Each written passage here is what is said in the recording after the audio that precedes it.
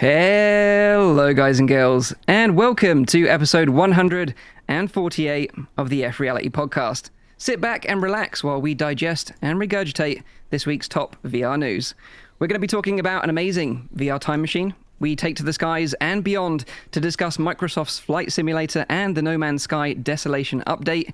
We also have some fresh Quest 2 rumors, and we'll be talking with our special guests all about SideQuest for Oculus Quest. And then finally, Zim's going to round up the show with some VR releases for you to look forward to next week.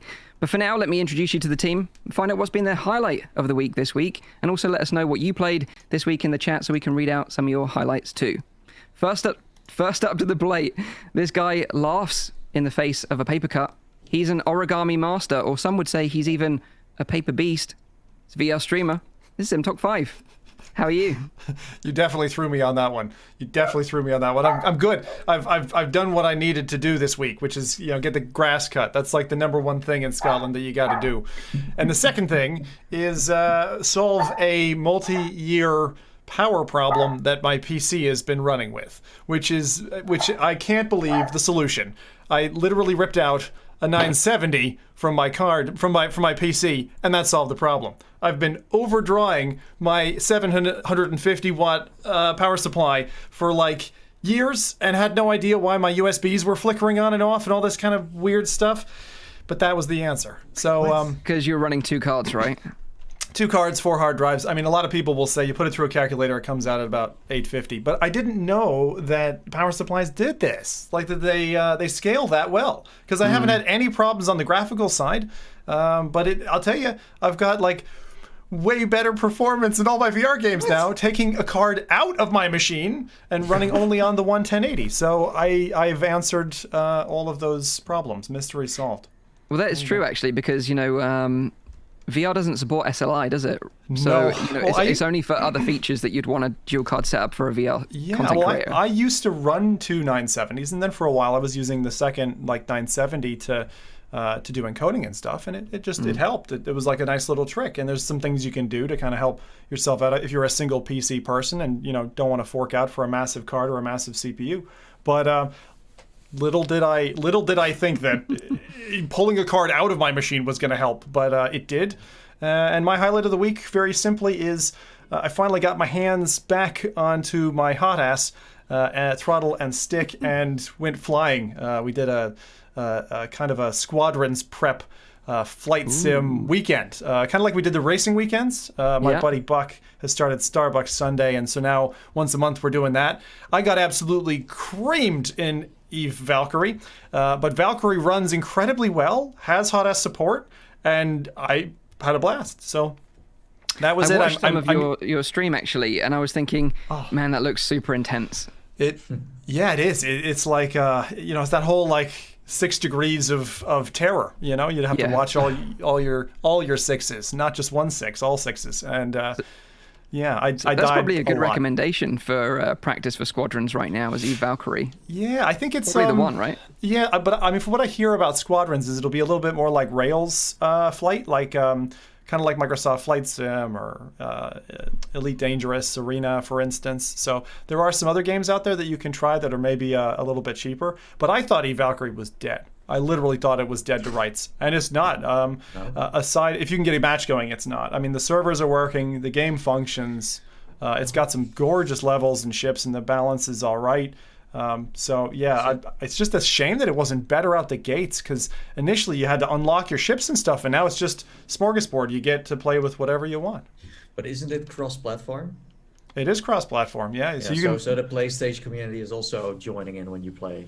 Yeah. So look, I'm not saying the game isn't dead. The servers are pretty dead at the moment. So you do have to organize a match if you want to fly with somebody.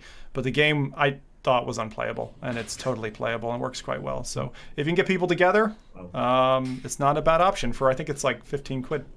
Will you be hosting any more nights like this so people can join your Discord and play some more? Or I'm not hosting it. Buck is, but next. So it's the second Sunday every month. So if you're looking out for some flight combat, then by all means, go hit him up. Buck31310 man. There you go. Nice one. Nice one. So next up, this guy became famous worldwide after being roasted live on stream by the one and only Dr. Disrespect. It's our Frisian friend. It's Nathy. How are you? You really had to bring this up. We're never going to forget it's an that, anniversary. We're never forgetting that. Yeah, exactly. Yeah, no. It still hurts. It's lucky you didn't have a mustache then, man. He only picked on your shirt. Oh, you think he would have picked on that? I think so. He rocks. He knows mustaches. That's his deal. So okay, yeah, his is definitely a little bit more awesome than mine. That's true. Well, sadly, I didn't get roasted this year, but who knows? Maybe next year. 3 might happen again. Talking about highlights, I wanted to talk about Vertigo Remastered, but we're gonna talk about that later. So I'll just hold my horses on that one. Yes. And then the other highlight that I have, I haven't really done that much because I was so into Iron Man VR and making all these videos that I had to go on a small holiday. To be honest, I was completely, that from the outside and the inside. But what is exciting is that the project with Mr. Beast is almost finished and ready to be recorded. So Holy cow. That's going to be super, super duper cool. It's extremely ambitious. And again, as I said, I hope it's going to be, good advertisement for VR. Can you give a quick recap for people who aren't familiar with this mega project that you're helping support, Nathan? Yeah, so Mr. Beast is one of the most famous YouTubers on the platform who does videos where they usually spend a lot of money and then do challenges, or they buy something crazy and make content with that. That's kind of what it comes down to. And what they are working on now is they are making a video and where they're going to spend $100,000 and even a little bit more now, to be honest, because there was so much stuff to get. And they're going to spend that on VR equipment. So we're talking about low end, medium end, high end. So cardboards, Nintendo Labo, Valve Index, Vive Cosmos, Reverb, G2 treadmills, haptic gloves, haptic suits, smell modules, swimming pools with diver VR headsets. Whoa! It's gonna be insane. So that's kind of what we are working on with them. And what I'm doing, what my role is to buy all the stuff and connect all the developers to this project, so they can get some advertisement.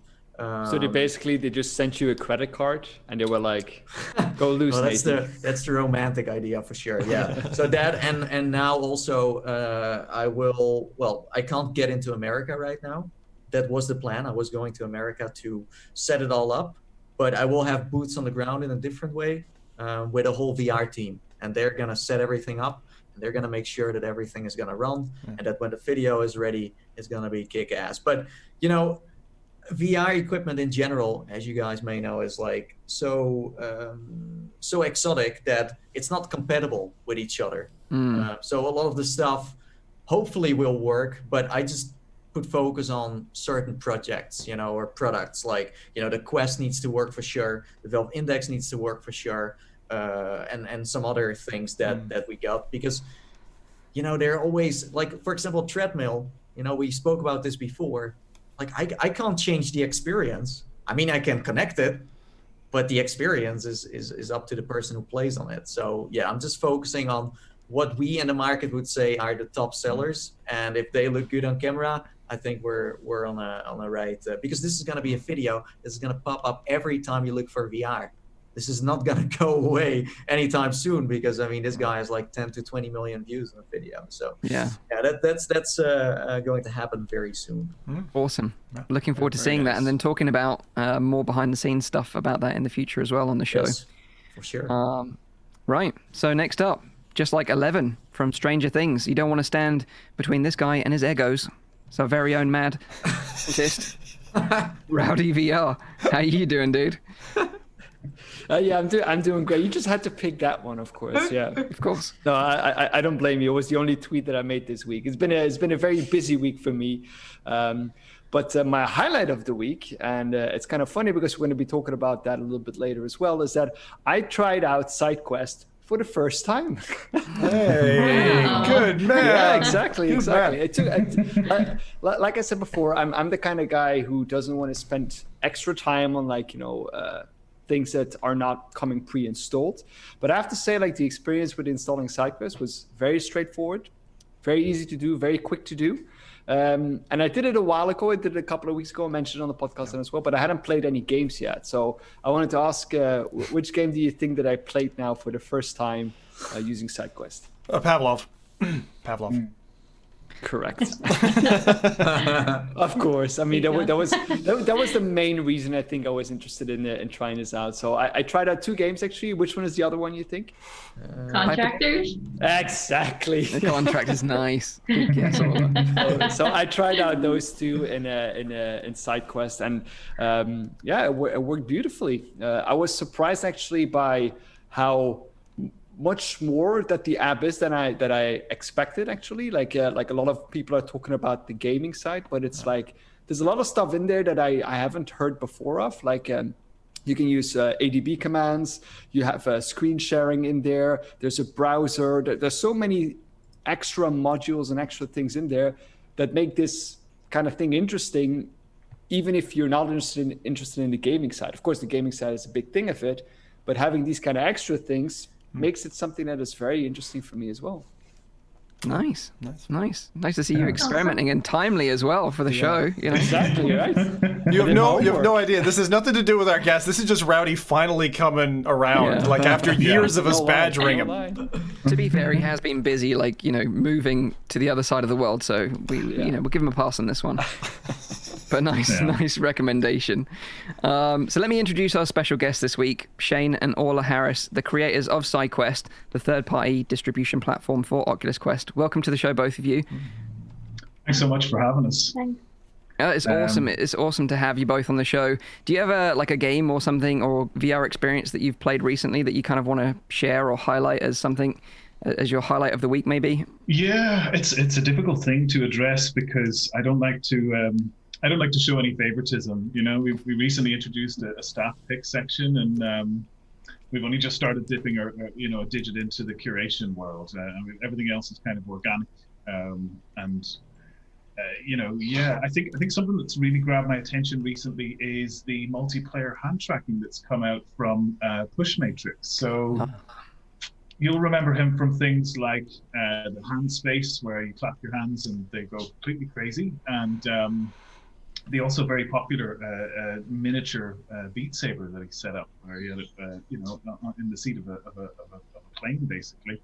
The multiplayer hand tracking. What I really liked about it is how simple it is and how effective it is. I think it's a really nice example of how we're starting to move away from using things like keyboards, mice, gamepads for that kind of input, and now we're moving over to a much more kind of organic and natural way to interact with other humans on the planet through technology. And one of the things I think is amazing about that is the closer we get to using these more natural input methods, the more we start to solve some of the age-old problems with humanity, and people can really get a sense of presence when you can leverage your hands in such an organic way and be able to kind of show what you're doing. And it's an extra level of immersion for kind of everybody that's involved. It's like the first time you see somebody body tracking in VR.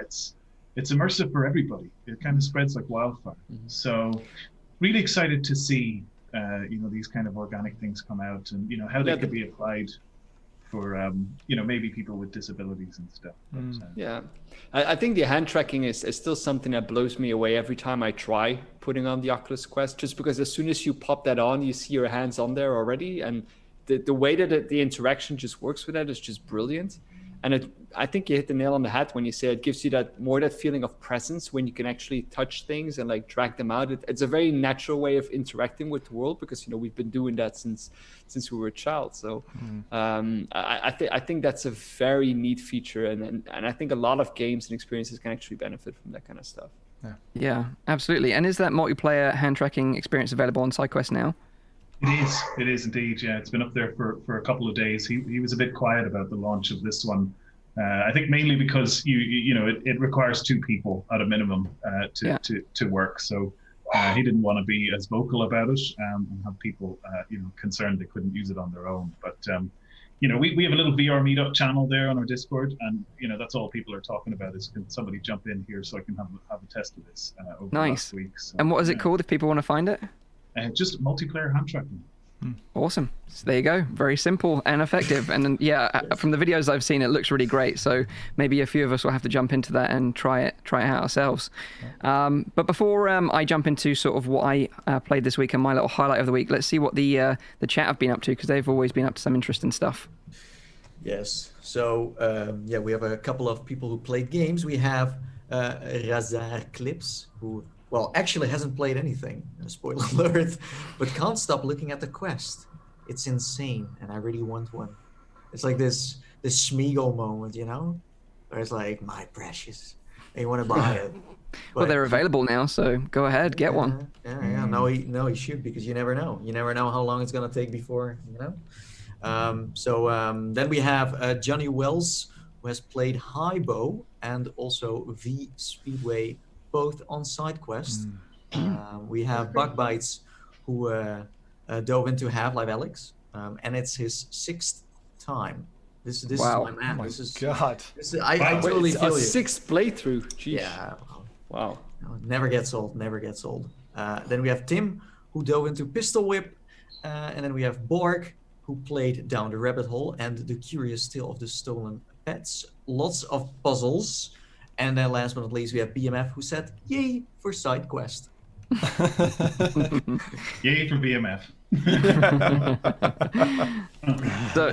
So this week, the thing I want to talk about is something that I mentioned last week on the show, and that was Tempest. And it's a live theatre experience being hosted in the Under Presents.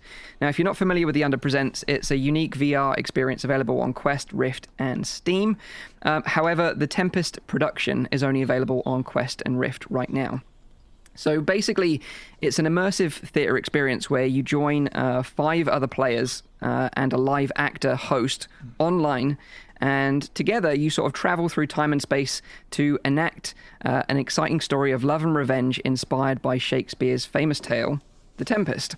And I have to say, I didn't really know what to expect going into this, but I was left pleasantly surprised by how much I enjoyed it. So like I said, you and 5 others go in, you start in a lobby area, you can't talk to each other, so you're all muted. So the only way you can communicate is by sort of sign language or like snapping your fingers and like holding objects and like passing them to each other, so you can have a little bit of fun. And then you're all kind of transported around a campfire, and that's kind of where the story starts. And you meet your host, who is a live actor, and then he kind of leads you through the story. Now, I won't spoil anything for you because I think you should definitely go and try this out yourself. It's about 45 minutes long in total. You're taken to all sorts of various locations, and you also... each of you will have a role to play in the story. So you'll be designated roles from the host. So you kind of... Can you screw it up? You could mess it up, yeah, and that's the kind of magic of it to a certain degree, because you learn the story through experiencing it firsthand by taking on a role, and I would kind of urge people that if you try it, just kind of like let loose and just kind of like just really embrace it and kind of get into it, because you'll have way more fun that way. But yeah, certainly for me, I'd never experienced anything like this before, and I guess the closest thing that I've experienced that's like it is like the Dr. Crumb escape room experience that we all did together, that also had a live actor guiding us through the experience. But there's something really magical about being in the story with other people and a host that can kind of adapt and react based on the participants' reactions, which kind of makes each live show completely unique in that sense. And it's funny because I wasn't really interested in live events in VR before, but having tried the sort of Jean-Michel Jarre, music experience, then the Dr. Crumb escape room, which we all did together, and now this, I really want to experience more live hosted VR experiences, especially as it's hard to do kind of real life stuff right now. This is kind of a real nice stopgap in between. So I would say if you like theatre, or you just want to try something completely unique in VR that you've probably never experienced before, then I would urge you to go and check out The Tempest. That's interesting. It's also, what I think is pretty cool about this is that, so sometimes people don't go to like theater shows because they know they could be like they're sitting in the audience like, oh god, I hope they're not going to ask me any Right. like that feeling. And with this, it's like, you can't talk, right? So but you're still involved, but no one knows who you are. So I think it's also cool to see some interaction in a way where if you're kind of nervous about having this social interaction but still enjoy art in a certain way, then this is also, you know what I mean? Yeah, definitely. Because like when we started, everyone's kind of a bit stiff, a bit cardboard. It's not like, hey, Mike, they're asking Mike now this, It's like, yeah, you don't know who each other are because there's no name tags. You can't talk, So it's completely anonymous in that sense. So after a while, everyone sort of relaxes, gets into the role, and just starts having fun and going through the story together. Is the live part, like is the live guide, you said there's 5 people. So those are 5 joiners guided by the voice of someone who's kind of talking as like the narrator, or how does that work?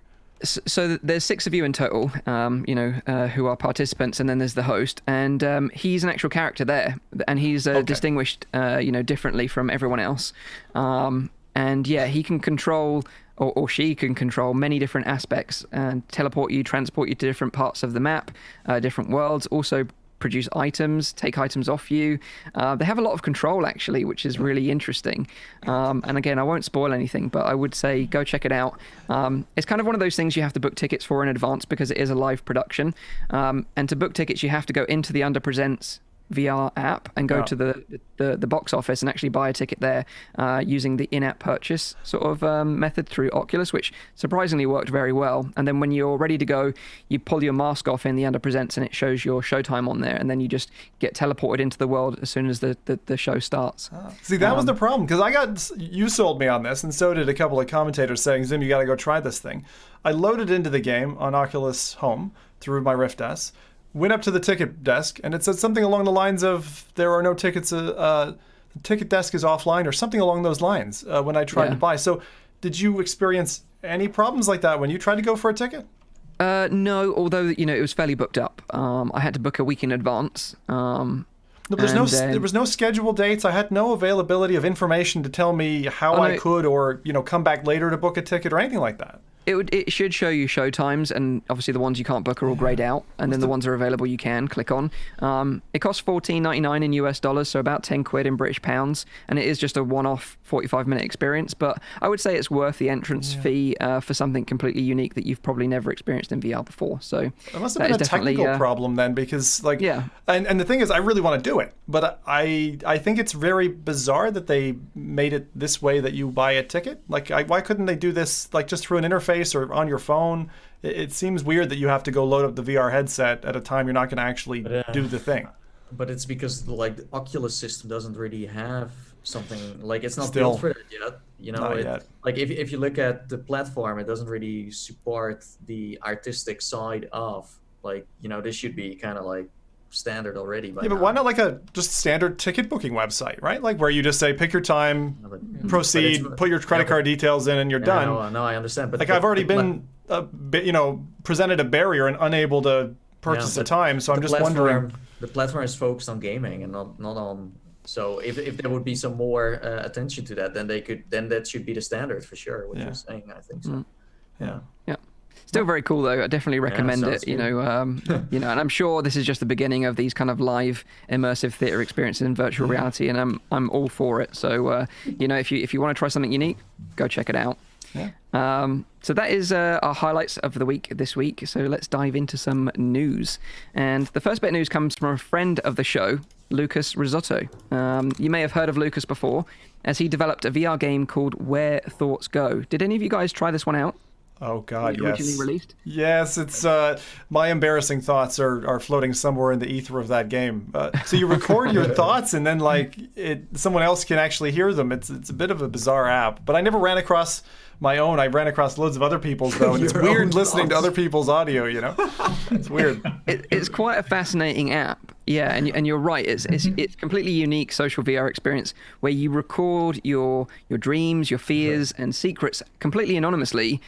For other people to discover and listen to, and then of course you get the opportunity to listen to other people's secrets too, which makes it like a really interesting and unique concept. But since releasing Where Thoughts Go, which you can go and check out on, like I said, Steam, Rift, and Quest, Lucas has been working hard on a new concept whereby he created his very own time machine in virtual reality, and then he documented his journey in an expertly produced YouTube video. So how he did this, how to create his VR time machine, he captured every day of his life for a whole year whilst traveling around the world, recording his adventures using a pair of Snapchat Spectacles 3 camera glasses, which records footage in stereoscopic 3D at 60 frames per second. And then he took that footage every day and then painstakingly uploaded it, archived it, and stored it across 8 terabytes worth of hard drive space. And then he built a completely custom app and environment in VR with a control panel and memory finder, which would allow him to go back in time and relive a moment from that year in virtual reality. Like, how the guy came up with this whole idea, I have no idea, but the guy is a genius. Yes. Because it was just... I do see the link between, like, you know, Where Thoughts Go and this kind of experience that he made. So it's clear that, like, he got, like, introduced to that kind of concept when he from was his own in app. that game. From his own app. Yeah. He's just got an amazing brain. Yeah. But yeah, he documented the whole thing. It's super creative. And he kind of gave us a glimpse of what might be possible in the future if we were to capture, like, you know, special moments in, you know, with these kind of stereoscopic 3D glasses, and then we could then relive those moments again far in the future using virtual reality. But I don't know if you guys saw this video. Did you watch it, and what did you think of it? Yeah, it's as you say, it's a masterfully pieced together. It's not just like a documentary style of here's what I did this project. It's fun right the way through. Like, I love when he's doing the spectacles work and he's showing little clips from I'm forgetting the first person adventure film. Do you know what I'm talking about, Mike? Hardcore Henry. Yeah, Hardcore Henry. So he's like, as if this was part of my life, right? And it's just like, he has a beautiful setup. It's incredibly well composited, but like, just the thought of it and the challenges he's faced, like, for instance, some of us who are constantly creating video content, you've got stacks of hard drives. This guy talks about that and, like, you know, managing that data. But I was so surprised that the capture method that he used was the spectacles, because they're so flimsy and they have so low storage capability. So he must have had, like, every day been offloading, you know, through like this mantra of just offloading information. But such a bizarre concept, really engaging. And I haven't seen anyone else do something like this. I've seen those ones where people will say, I haven't cut my hair in, like, you know, a year, but that's pretty easy. But, like, you know, wearing spectacles. Now, he wasn't wearing them 24/7, right? Because it only captures like a minute at a time or whatever. But it's still a bizarre and awesome project. And the VR implementation that he did, plus his video editing skills, plus the self-introspection in the video that he captures, like his comments about looking back on his life, it is an absolutely worthwhile 30 minutes. I totally agree with your comments, Mike. Yeah, absolutely. And it's funny, a gaming science teacher says it's like that Black Mirror episode, and it kind of is, but in a very lighthearted and funny and entertaining way. And like you said, the way he did it was expertly executed. And we've put a link to the video in the description down below. But at the same time, like, towards the end of the video, he touches on some very, like, crucial points with this kind of experience.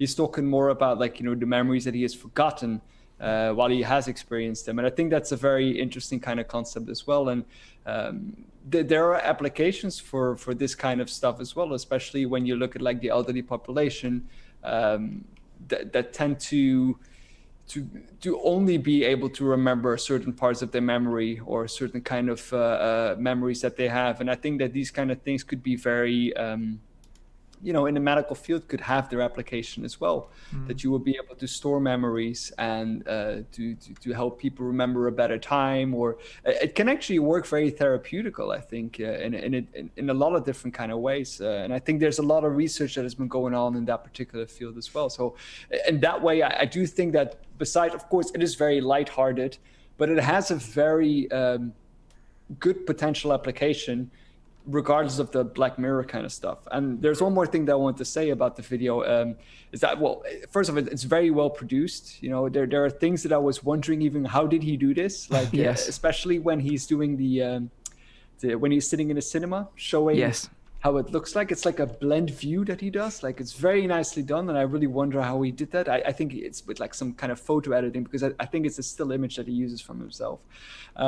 But he breaks it down very, very well in different kind of parts. And actually, I mean, I'm a geek. Everyone knows that by now. I was very interested in the second part. How is he going to like get all this data together and then like scroll through it? And I kind of wish that he would have delved a little bit more into that. But that's the geek in me talking, that it would probably not be the interesting part of the video for anyone except for people like me. But yeah, there's that. Well, when I spoke to him, he said he might be interested in coming on the show in the future, so maybe we can ask him. So if you're interested in seeing Lucas joining us live, then let us know in the chat. But like I said, we've put a link to the video in the description down below. I thought it was well worth mentioning on the show because it should be highlighted, and it's a really entertaining and interesting watch, and shows a use case of VR that we've probably not even considered before. So it's really fascinating in that sense. So hats off to Lucas, and he's building this new channel, Lucas Builds the Future, where he's going to do more videos like this in the future, so you can go and support him and check out his channel. Where was he from originally? Because he said he was relatively new, and I saw he only had like 10K subscribers, and I'm like, hang on a second, this guy's video skill is way past that. Like, people would do that on one video. So do you know his background? Is he from Instagram or somewhere else? Where is he from? He's a VR dev, just very passionate. He had like obviously a year to make this video, so a lot of effort and time went into researching stuff, I guess, to produce the video. He has got some other videos on his channel, but mainly sort of dev focused stuff, giving advice to other devs, which is super interesting as well, like how to get your app. I also think he's kind of like the guy that like it's like a bit of a like he knows a bit of everything. Yeah. He feels to me like that. Like when he's tinkering with the electronics, you see the video editing, the VR development, the camera work, all of these kind of things that it really feels like he's someone who is a little bit home in all of these kind of different kind of technology fields, just because he has a broad interest. So I think it comes from there, that he doesn't have a specific background in video editing maybe, but just because it's a general interest of him, he developed that skill over the years. Did that. That's mad. No, but he actually says in his description that he says this only happened after the lockdown, that he was only going to do that for himself, and so he just put this video together after. So it's only been a couple of months that he's worked on it, actually. He recorded all that information, and then he's like, oh, I'll put something together. Amazing project, really. Yeah, absolutely. So go check that out, and maybe we'll have Lucas on as a guest in a future episode. So next up, we've got some news about No Man's Sky, as they have a brand new update called Desolation. Are any of you guys still playing No Man's Sky in VR? I want to. I still want to. I want to go back into that game because it just looks so gorgeous, and the potential of that is just so big. Like I love that kind of game. They keep adding ridiculous stuff. Like it's the game that I just want to like. I'm currently like waiting because I played a bunch and then I was like, hang on a second, they keep adding stuff. I'll come back when they're done adding, because I hate missing features and I just can't subscribe myself to a year just to play that game. But that's what it warrants. It warrants you to just like set aside 2021 and that's it. I'm going to be a No Man's Sky guy. Exactly. I, just like you guys, I really liked the game but found it quite overwhelming.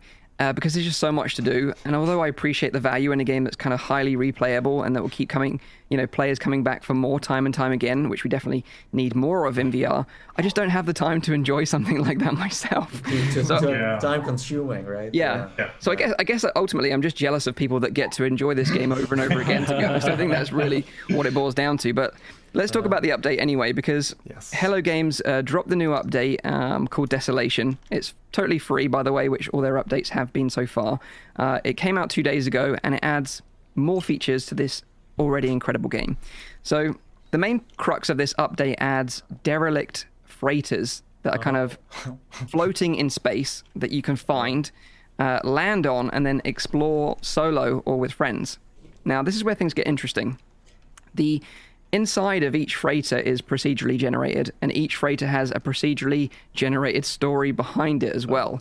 And they've been long abandoned, obviously, by their crew, so they're kind of empty and very creepy and dark. And they can kind of be overrun by these sinister alien creatures, and I know Zim's going to enjoy, exploring that.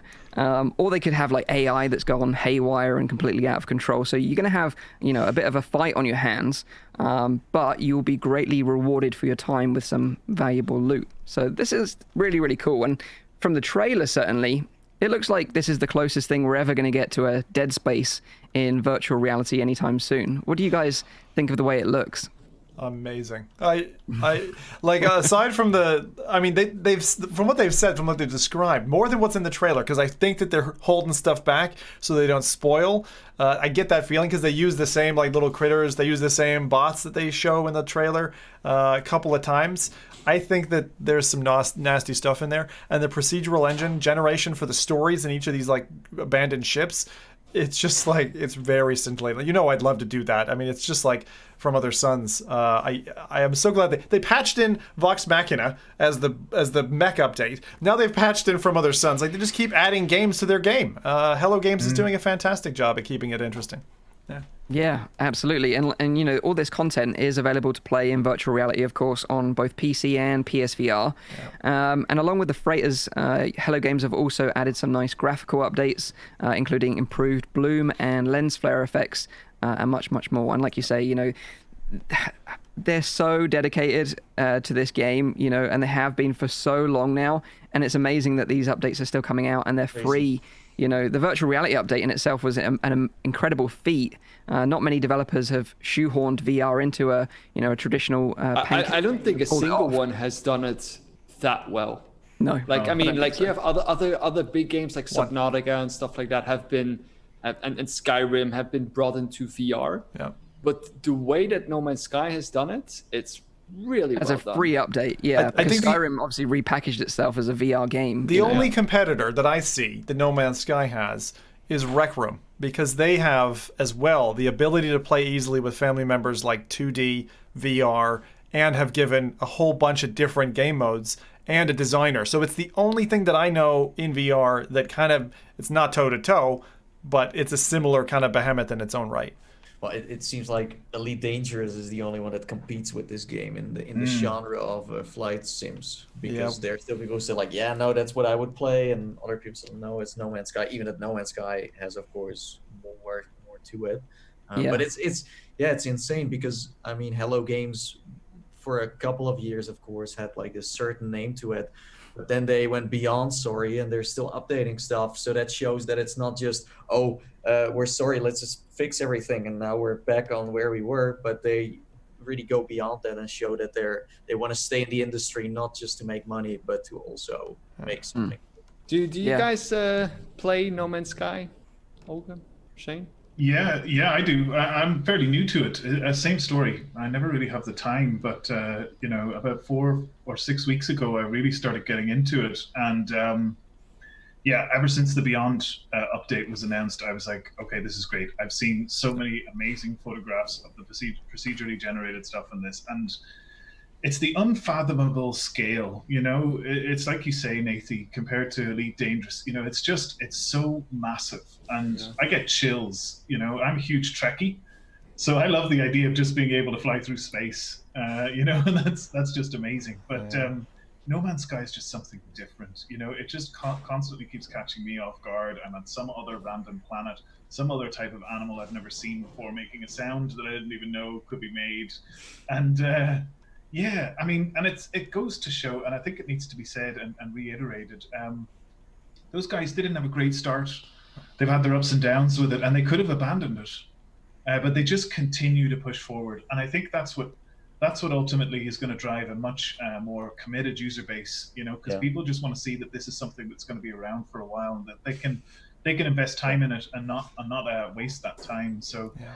No Man's Sky has changed my mind. It's made me think I need to make time for this kind of stuff somehow, even if I can't, you know. But absolutely love it. Absolutely. I totally agree. You know, like, I'm just going to take 2 weeks off. I'm not going anywhere. I'm just going to play No Man's Sky for 2 weeks. Just leave me alone. That's what we all need to do, right? Yeah, sounds good. Another recommendation with No Man's Sky is that if you're planning to check it out in VR, you should also check out the protests from our friends at ProTube, because they made an affordable solution to add like a VR flight stick to the game, because it doesn't support HOTAS, and you can basically put it on a base with a magnet, and then just pull it off when you jump out of your ship to explore these freighters or planets on foot. So you can use your own controller, right? To make Exactly, yeah, but it functions like a flight stick, so when you're actually in the cockpit, it feels super, super nice. So actually awesome. maybe giant rubbery dongle that you smack a controller into and then bend which way. Because that's the only part of the flight model that I think is a little bit lacking compared to the other flight sims. Is when you're in space, it feels a little bit arcadey. But that flight, the Protoss is really quite an interesting thing. And actually, if you're a real No Man's Sky veteran, you probably want two. Yes, no, you're right. Yeah, you're right. Absolutely. So that is Desolation, a free update to No Man's Sky, available right now. So go and check that one out if you're into No Man's Sky. Looking forward So to while that. we've still got our heads in the clouds, let's talk about Microsoft's Flight Simulator. We're sort of, all like flight, in the clouds, sky. You like that? Yeah, great, Mike, great. This week, Microsoft now, Mike. Sorry. So this week, Microsoft announced the release date for their, quite frankly, gorgeous looking flight simulator, which will be releasing on the 18th of August. So literally a month to this very day. Now, this is a full refresh of the Microsoft Flight Simulator series since the last game's release, which was over 13 years ago. And throughout the game's development, the VR Flight Simulator community have been loud and clear about wanting VR support, and we have too. And although Microsoft, they've confirmed that VR is a highly requested feature and at the top of their priority list, they've said that VR won't be supported at launch and haven't given any indication if and when it might be supported in the future. Now, are you guys interested in this? Like, I know, No Man's Sky is a bit different because it's a bit sci-fi spacey, but what about traditional straight up Sims? I think this kind of game needs to be in VR. I mean, that Microsoft is not. It again shows that they have no understanding of like how the industry is evolving, I think. Yeah. And a game like this not being in VR in this day and age is just plain weird, especially considering like the kind of people that they have working there and the engineers and the teams. I'm not saying it's not going to be like an endeavor to bring virtual reality to this game, but you're not going to tell me that Microsoft does not have the resources to bring that to a virtual reality platform. And I think that would make so many virtual reality gamers very, very happy. It would sell a lot more copies, and I just don't get that. I don't get why they don't bring that to VR. It's weird to have this discussion in the first place. I agree. I completely agree. I mean, Microsoft. I mean, there's a few others out there, but they really haven't.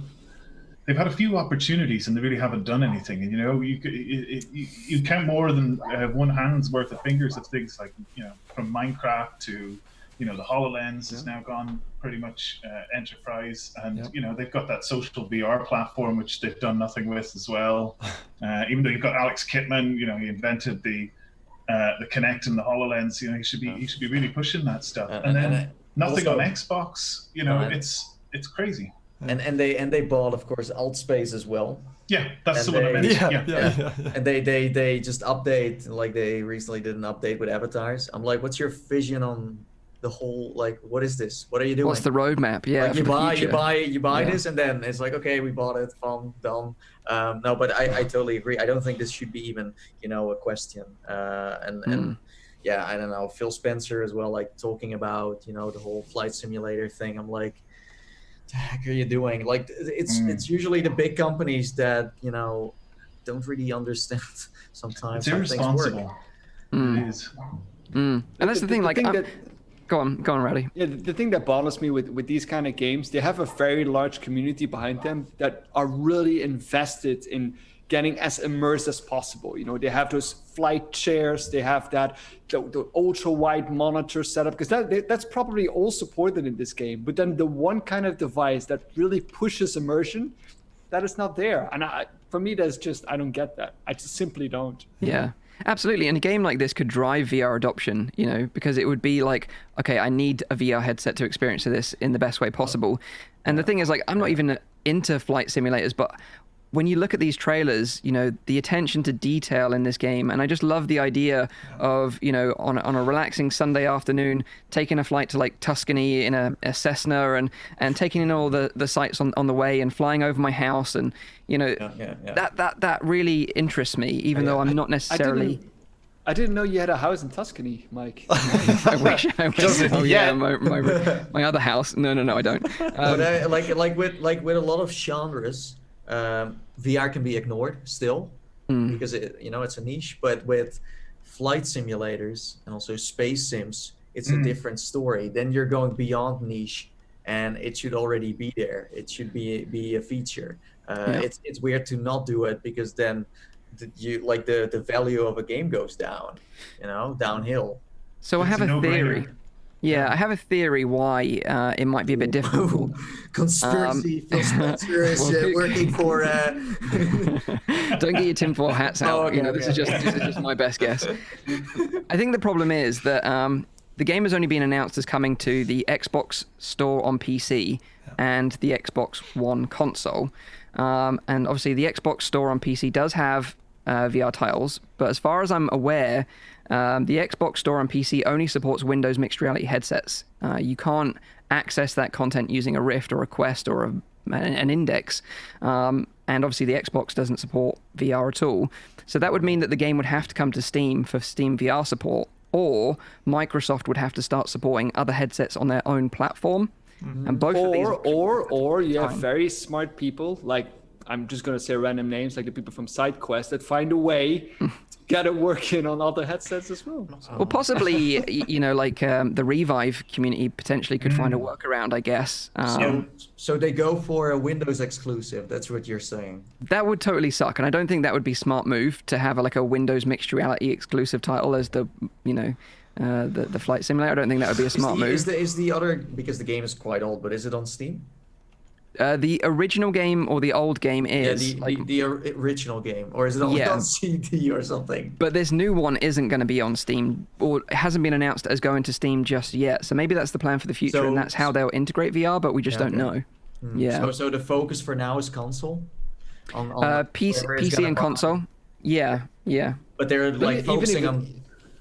Even if it's Windows mixed reality, I think that they could just say it's officially supported Windows mixed reality, but I'm pretty sure that the community at day 2 has figured out a way to get this running on other headsets as well. It's really interesting though, because you mentioned about the tinkerers and that. There was a guy early on when I figured to get out a Vive and a DK2 working off the same PC, and this guy showed me, he was from Edinburgh Airport, and he used to be one of the engineers who actually did demo rooms for pilots, and they actually had the full flight deck and everything up and down, the double deck, and was looking at VR simulators that way. So even if they don't ship it surely those people are going to try with injectors to get it going, because as you say, VR is just a must-have for a cockpit simulation. You can't do that on 3 monitors, 4 monitors. This company is missing some leadership in the innovation part of where VR is, and I'm sure there are some developers who are working on it right now who do know, but it's the top of the team, the director or whatever it is, who decides. And if someone could at least point them out, okay, this is why you're going to make more money. This is how, you're going to raise the sales. I'm sure it's going to be in there, no brainer. But it's a good point what Mike makes, because if they indeed make VR support for this game, and it works on PC, let's not even talk about the exclusivity. Yeah.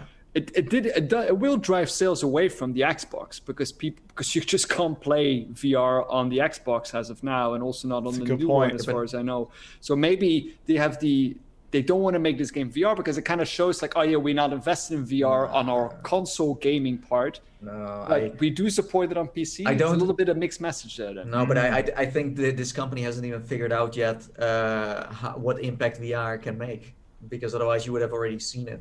I mean, it is Microsoft. They don't have a great track record. They tend to take age-old things and mess them up. We've seen that quite a few times.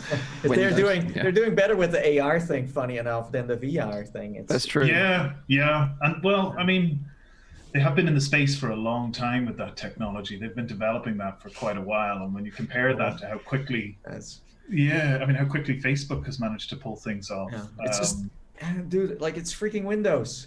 It's what are we waiting for? I don't know. Yeah. No, I agree. Mixed messages is definitely kind of how you feel, and it's irresponsible of them to not sort of get on board and embrace, because they've got this ecosystem. They've got more than 5 or 6 different manufacturers making headsets, new ones coming out as well, and they're really not investing and getting behind it. And you really have to. Especially because they, like you said before, they have that technology. How old is Kinect? Yeah. You know, like you could easily use that technology to integrate it in some way or format to make a virtual reality headset. It won't be the best virtual reality headset, but at the same time, how old is the PlayStation VR headset now? Oh, it's ancient now. 2016, even- right? So that's like But 4 even years. that they are so late to the party, there's still time to catch up. Of course. It does hurt a little bit, but overall, if it like how many Yeah. tech giants jumped into VR so far? But like You know, so the thing about this title that is an angle we haven't talked about yet, like if you do something in VR, point to point, you could actually learn the route San Francisco to Fresno in a plane. Yeah. You could actually learn the controls. Like similar to America's Army, there was a program and couple iterations of it where the U.S. government said we're going to back games because it gets into young people's eyes and they learn what the military's like and the kind of trials you have to go through, and that gets them one step closer to signing up for the military. Okay, so that his purpose is there, but like, wouldn't it be neat if you could learn and educate yourself on in a proper flight school using Microsoft Flight Simulator? That's the thing for me. In VR, you can actually get that knowledge, get the physical memory of where the buttons are. Otherwise, it's just a simulator. It's just a video game, unless you're in VR. and this is the reason why they should hire some more people, like maybe you, to explain them what's up, and then it will happen. But right now, I feel like there's no one in this company working there who has this vision and can explain clearly why, yes, VR is still, has a lot to prove, but this is your moment to at least give VR support to this one game. You So- tell him, Nathy. You tell him. I'm telling you. So to give you an example of how they're kind of living in the Stone Age a little bit is because they're releasing a physical edition of this game, and get this right, it's going to come on 10 DVDs containing 90 gigabytes of game data, which includes the world and the aircraft delivered by Microsoft. Nice. And 1 week after, you will have like 100 gigabyte update patch or something like that. They're doing this physical edition because they're saying, if people have bad internet, then you don't have to download 90 How big is gigabytes. this But the problem is, you'll definitely want a decent internet connection to take full advantage of this game because fine details like time of day, weather conditions, and terrain will all come to life from satellite imagery using Bing and also Microsoft's cloud computing Azure technology. That's So insane. what's really cool is that say you've parked your car outside your house and the satellite happened to take an image at that time, you could fly over your house and see your own little car driveway in real Can time. I fly into my It'd house? be amazing. That'd be amazing. Just crash into there. Yeah, Hey, watch so it. cool. Well, there's a no-fly zone above my place. I just think that's awesome. So yeah, I want to see that in VR, and of course everyone else does. Fingers crossed, Microsoft pull their finger out. But the game will be coming out on the 18th of August, so only a month to wait now if you're interested in getting involved before the VR support. It's going to be starting at $59.99 in British pounds, which is quite expensive for a game, but obviously, a game of this magnitude is probably worth it.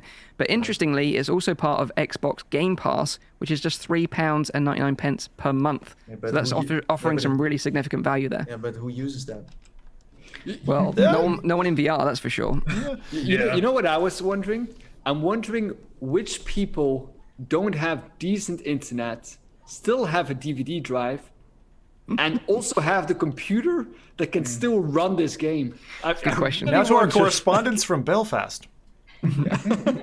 Maybe some doomsday preppers, people who purposefully don't want the internet. They're possibly the only people who really benefit. Yeah, maybe. No, Mark, get on that. Screw the VR market. Those are the people that we need to get, Yeah. But I think it's so great to have these physical copies, because like this is gonna be a game that is extremely big. This is going beyond, for example, GTA. So having let's say that many DVDs to install it, I think it's still handy. But yeah, you're Up until you lose one of those DVDs. if you lose one of them, Maybe you want the floppy disk edition, that comes on like 2,000 floppy disks. or the laser disc. I'm literally just Laser disc imagining version. Asgard's Wrath, which is probably the biggest game I've installed in the last 2 years, coming on DVD and thinking, what's the math there? Like, it's what, 2 gig, 4 gig per DVD that you get on a double-sided, maybe 8 gig at the It's max? insane. That's still like crazy. 40 discs you'd have to, oh my God. Yeah, so that is Microsoft's Flight Simulator coming out next month, but no VR support just yet. But fingers crossed we get VR support in the future because, in our opinion, it's a must-need sort of feature of the game for sure. So, Phil, if you're watching, we still love you. come on the show. And we tell you Just a little everything. bit less. We'll love you more if you give us VR support. Put it that way. Yeah, definitely. And the last bit of news this week is some fresh rumors about the next Oculus headset. Now, at this point, everyone seems to think the next Oculus headset will be a revision of the Quest. So it'll be like a Quest S or a Quest Pro. And rumors also suggest that this new headset will be designed as like a true hybrid headset. So it'll be standalone like the Quest, but also offer a really great experience when connected to a PC to play PC VR content. Because of course, the Quest does that now with the link cable or, using virtual desktop through SideQuest as well. However, when I'm playing PC VR content, particularly on the Rift platform, the Rift S is the go-to device that I go to. I don't say, I'm going to put my Quest on. Whereas hopefully this new headset will be kind of like the one to rule them all and will be the go-to for both standalone and PC VR content. So we had an article from a Japanese news outlet called Nikkei, which was shared by Upload VR this week, suggesting that this new headset will be entering mass production by the end of this month, with up to 2 million units being produced. So, of course, this is all rumor and speculation, but it's kind of interesting that it's entering production so soon. And I'm wondering, do you think this is gearing up for a release at the end of this year, or do you think it's going to follow the sort of tradition of previous announcements and releases from Oculus, where they announce it at Oculus Connect and then release it like the following, May, April time? They could just be tooling at this stage, Mike. I mean, usually there's a 5-month run, like if you're talking about production on this type of equipment. So I would think a Q1 target would be sensible for.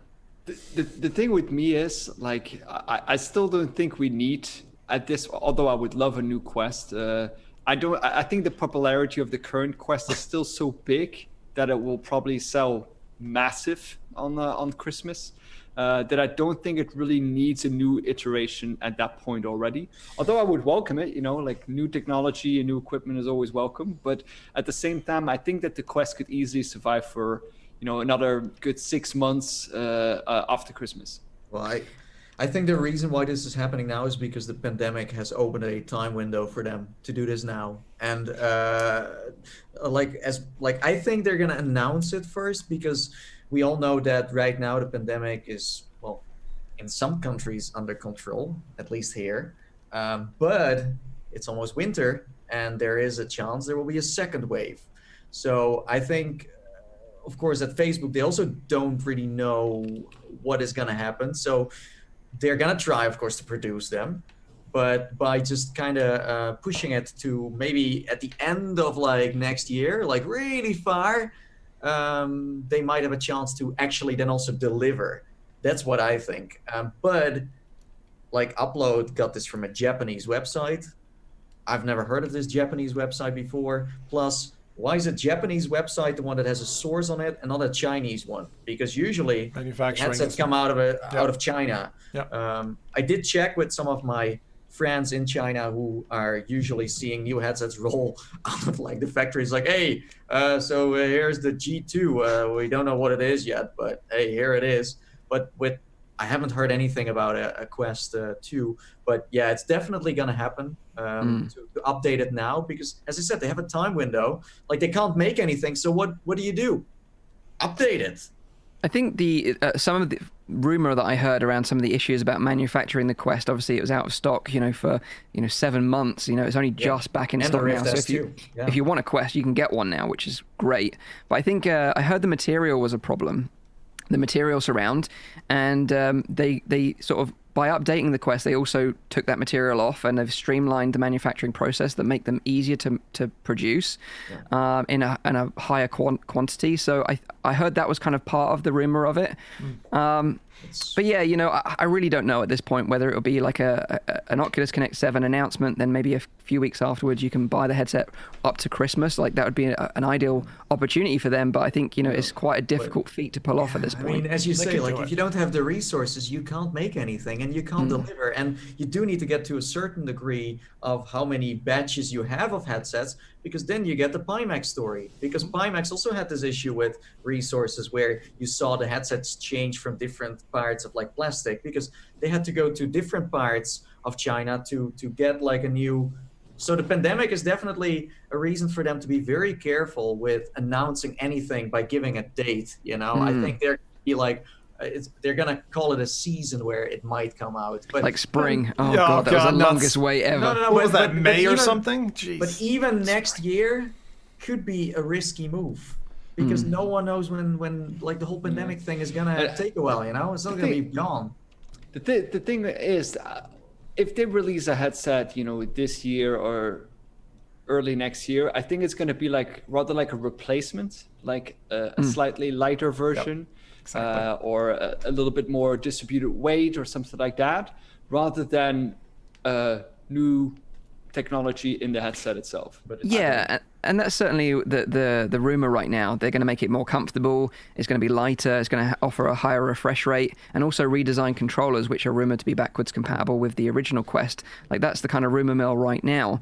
But it's certainly clear that Oculus right now, they're holding back, particularly with the AAA game releases, like Medal of Honor, Lone Echo 2, Horizon even, and it seems like they're waiting for their moment to release new hardware, then release all these games at the same time, and that's their perfect opportunity to do it. They need those games to kind of launch and like Lone Echo, like this has been going on forever. That must be the reason why. Yeah.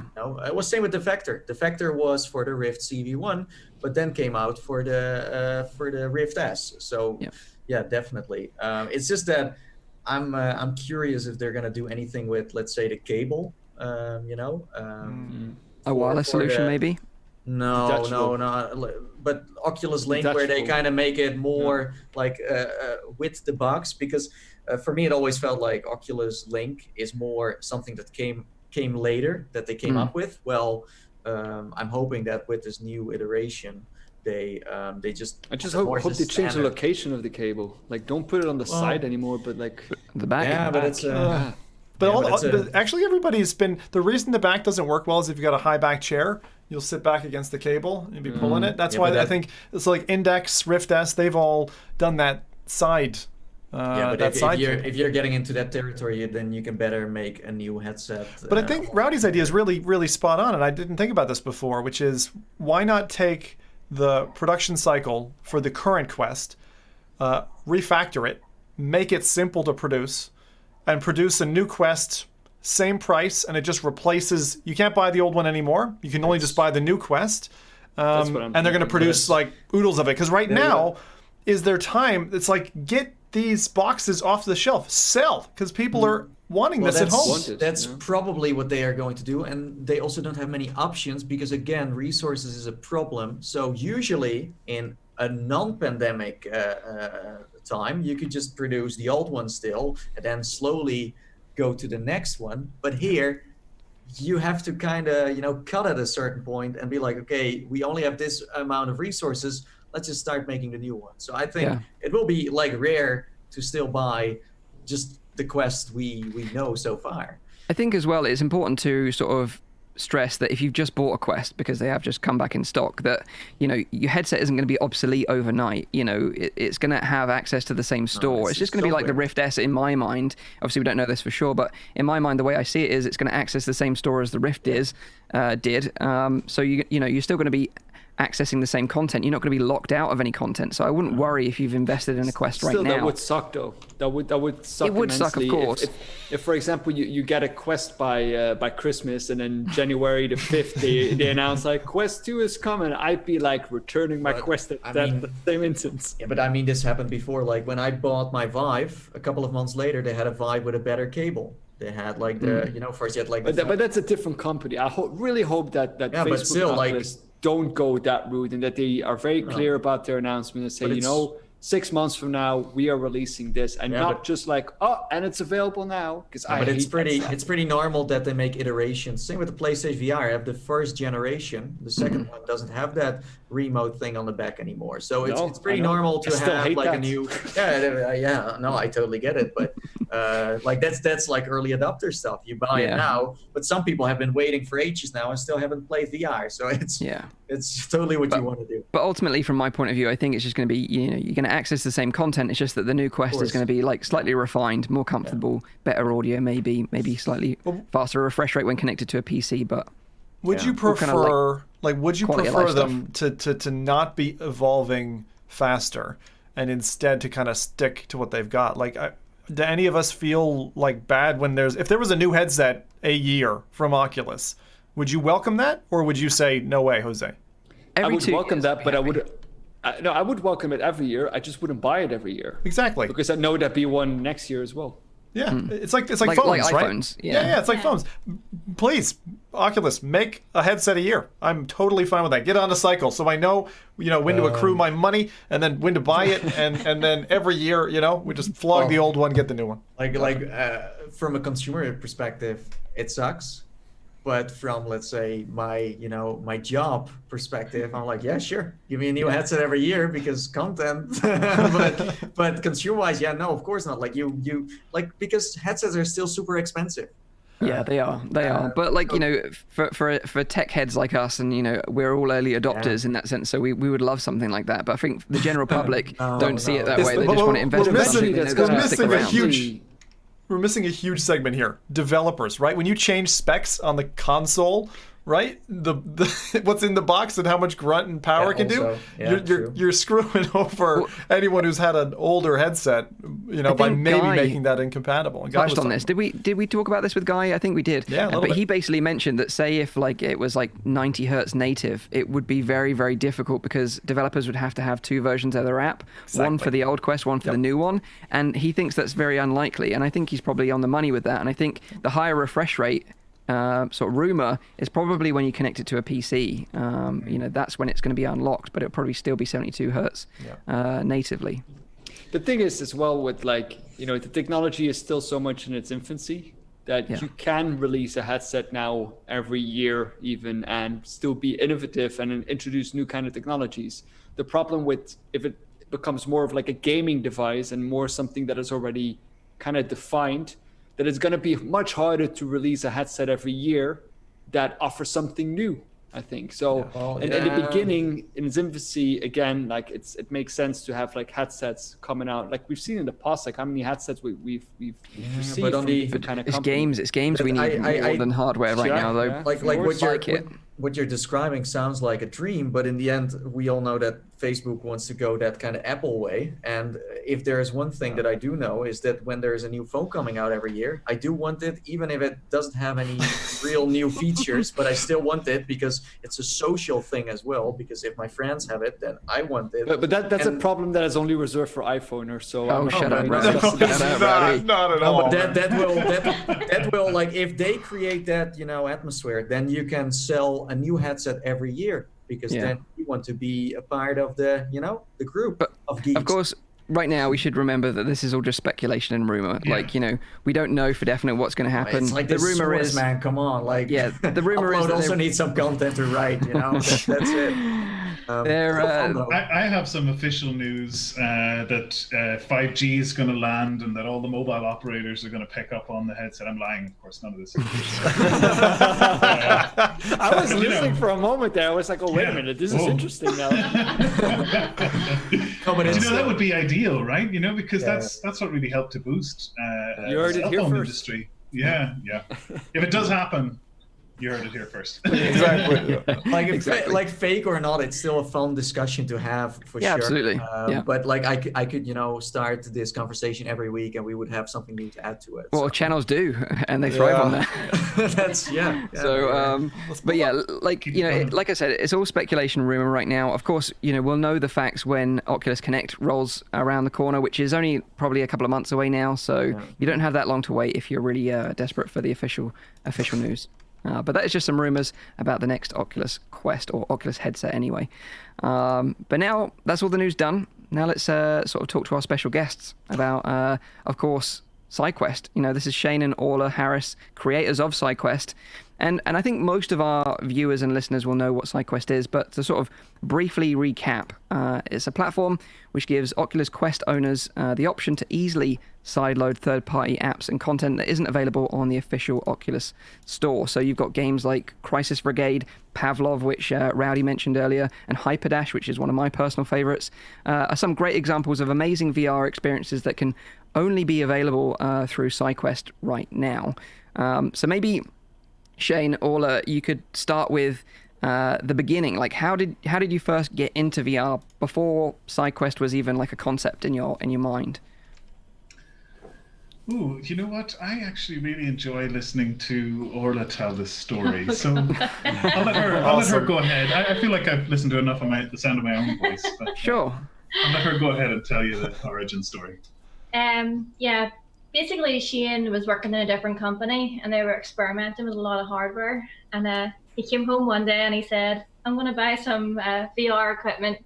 And it kind of just escalated from there. I, done some damage to our bank account, I think, for about a year. I think we had every single headset that could possibly exist. There's a whole attic full of them. So for me, I got into it by proxy. Shane was having a bit of a hard time convincing me. But then he put Google Earth in, I think it was the Vive at the time. We had the Vive in one room and we had the Rift in another. And he put in the Vive, and 4 hours later he came back and I was like crawling about on the bedroom floor. I was like, I think I went everywhere you could possibly go. So yeah, that for me was like the aha moment. And I really felt like there was a future in it. But for me, that was the moment for me personally. And then I guess just from there, like with Shane, it just kept getting better and better. And then he obviously started building his own social platform, which you guys may know of. It's now called SideQuest Legends, a different name back in the day. But that's what we pitched to Oculus. And it was rejected for the Quest store. Best thing that ever happened. Yeah. Thank you. And essentially, off the back of that, Shane, being the genius that he is, he found a workaround just by way of us trying to share our game and just trying to get feedback. And that again just escalated, and lots of other developers got involved, and the community started to build around these games. And fast forward 6 months, there was like 200,000 monthly active users on SideQuest, and mental. Mind's blown. Like, we were blown away by that. Yeah, we've both been full time now with this for easily about 8 or 9 months now, and things are good. Things are getting stronger and stronger. Amazing. That's an awesome story. What a rejection can do, right? Yeah, keep rejecting us like that. I mean, let's be honest. I'd say they probably regret that decision, and if they could take that back and we didn't exist, that would probably make a lot more sense for them. But I think it's amazing, and I love hearing stories like Rowdy's, where people say that they got it going quickly, because there's a lot of steps in the process that are outside of our control. There's a lot of risk there, undue risk. And it makes me really excited about the recent announcement from Facebook, that they're going to make things easier. Because that's going to be great for pretty much everybody in the industry and the industry itself. So we're really excited that they've managed to finally see the value in what we're doing. And we hope that a lot of the things that they're going to open up to more developers, these are the kind of things I've been lobbying with them, since the early days of SideQuest, to try to get them involved and get them integrating with us so that we could, spread the wealth and everybody could get a bit of a benefit of it. So, it took a while to sort of, get talking to Oculus, get talking to Facebook, and initially for them to take us seriously, which is understandable. But now we have this great relationship with them, and we talk to them. We give them a heads up of what we're planning. They give us a heads up of what they're planning, so that there's no surprises, and that obviously there's a hiccup every now and again. You can never really get away from that. But it's great. It's really great. I'm delighted with how they've embraced what we're doing. And that's good to hear, actually, because I didn't expect that. I know I'm not the only one. That there was a good relationship between Oculus and SideQuest, but I think it's great to hear that. And also, I think you hit the nail on the head with saying like how easy it is, because now I saw there's also a beta version of it being wireless, to be able to wireless connect your Oculus Quest. I think the easier you make these kind of steps, the more people you will probably draw into, like especially if you have things like Pavlov and contractors, which have huge fan bases that can also enjoy a game like that. on the Quest. So your relationship got better when you started showing like, okay, these are, the amount of users we have, or was it already before that? Because of course we had an active dialogue with Oculus before OC6. We were talking to them about what was going on there, and I was in communication with Chris Pruitt, and yeah, I mean, I think a lot of people, including us for that matter, were surprised by the volume of traffic that we had. This is probably the largest scale thing I've ever done, so I don't know if I have a huge amount. I've worked with startups for a number of years, so we've prototyped and built out a lot of product, but we've never really got it to the scale that SideQuest has been at. So I really would have expected that I would have been more run off my feet in terms of support of the 5 or 6 step process of connecting it to your PC and so forth. But when we hooked up Google Analytics mid-November, that's how long after we launched SideQuest 2 days after the Quest released, and I didn't have Google Analytics in until mid-November, and we just couldn't believe it. And we were on this run up to Christmas. Everything was just continuing to increase, and it was just reassuring overall, really. I think just to see that this device was driving that much interest within a niche that is the niche of standalone VR. So we were really excited, and I guess Oculus, they must have seen the same thing. They must see that the users who engage with SideQuest engage with the rest of the content on the platform, and the sheer volume of them makes it so that obviously there's a segment there that we need to protect, and they need to have that ideal first time. And maybe it's a great way for them also to kind of gauge interest of if there's a particular interest from a lot of users in a particular game, it might be interesting for them to then contact that developer in order to see if something can be worked out for the Oculus Quest platform itself. That's an interesting point, actually.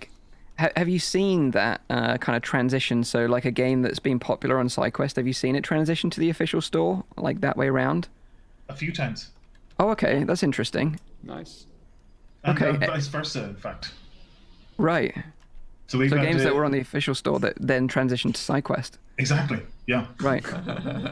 That's Virtual Desktop, for example. Is that what you're talking about? Well, Virtual Desktop. There's also Ninja Legends. So they've got a demo on SideQuest released on the official store. There's some other people who are thinking about possibly doing the same.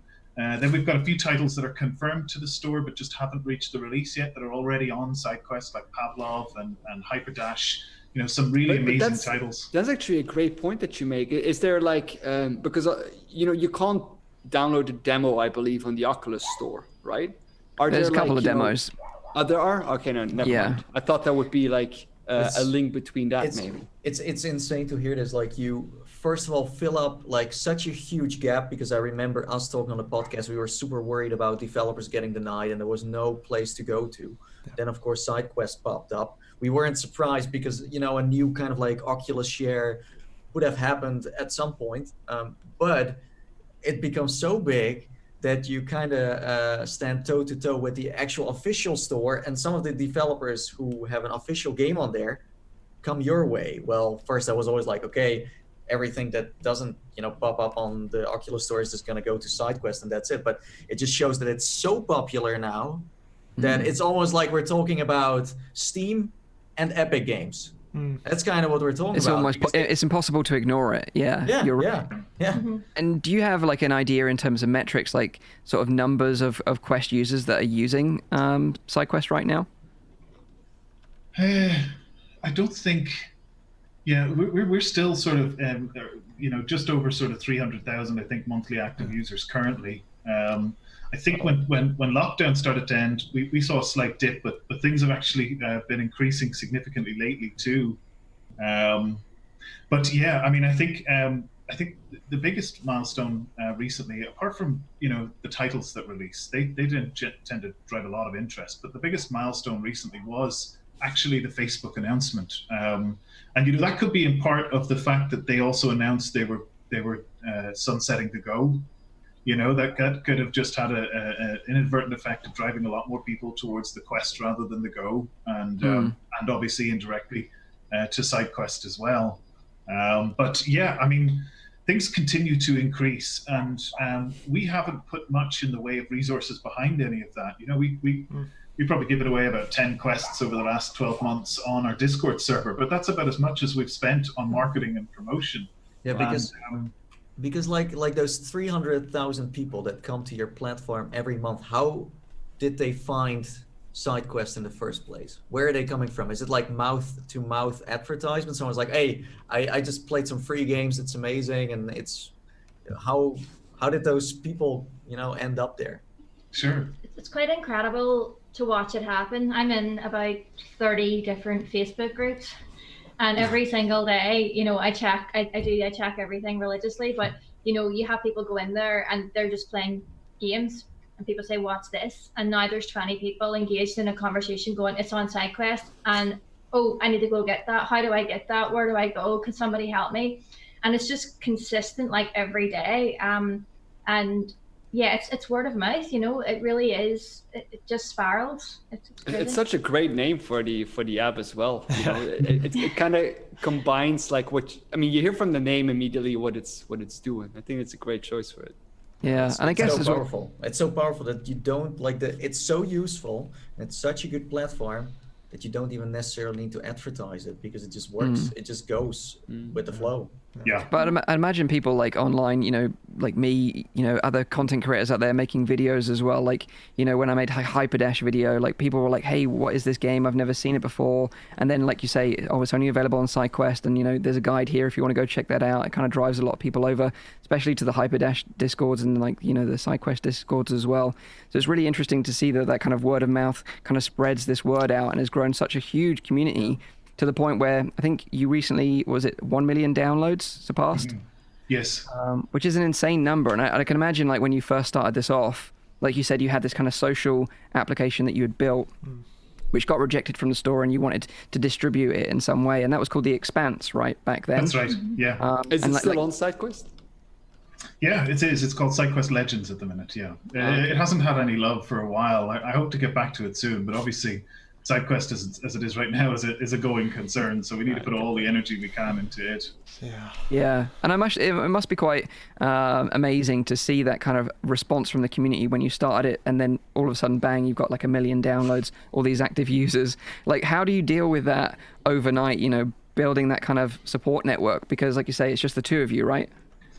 Hang on for dear life. I think it's at this stage where we don't really, the community is in the driving seat here, right? And we're just privileged to be the ones who get to, have a bit of say here. But, involving the community, embracing the developers and embracing the streamers and trying to work with as much and because we all stand to benefit. We all stand to benefit to some degree. The developers, they want more exposure. The streamers want more content. So, I think what's great about what we do is how we leverage that kind of discovery. And I mean that's kind of why you've got titles that are on the main store that are coming to SideQuest, is because the opportunity there for discovery. It's just a secondary channel. It's not the main store, but they have a huge amount of opportunity there to be able to engage with their audience. And, Hyperdash is a great example, because that was a really, really popular title, and it's titles like that really elevate SideQuest, like most platforms. It's those few killer titles that really become the ones that sort of, that really keep us afloat. But also at the same time, a huge big release for Hyperdash, their daily active users went 10x after they released on SideQuest. And to hear something like that is great, to be able to help them.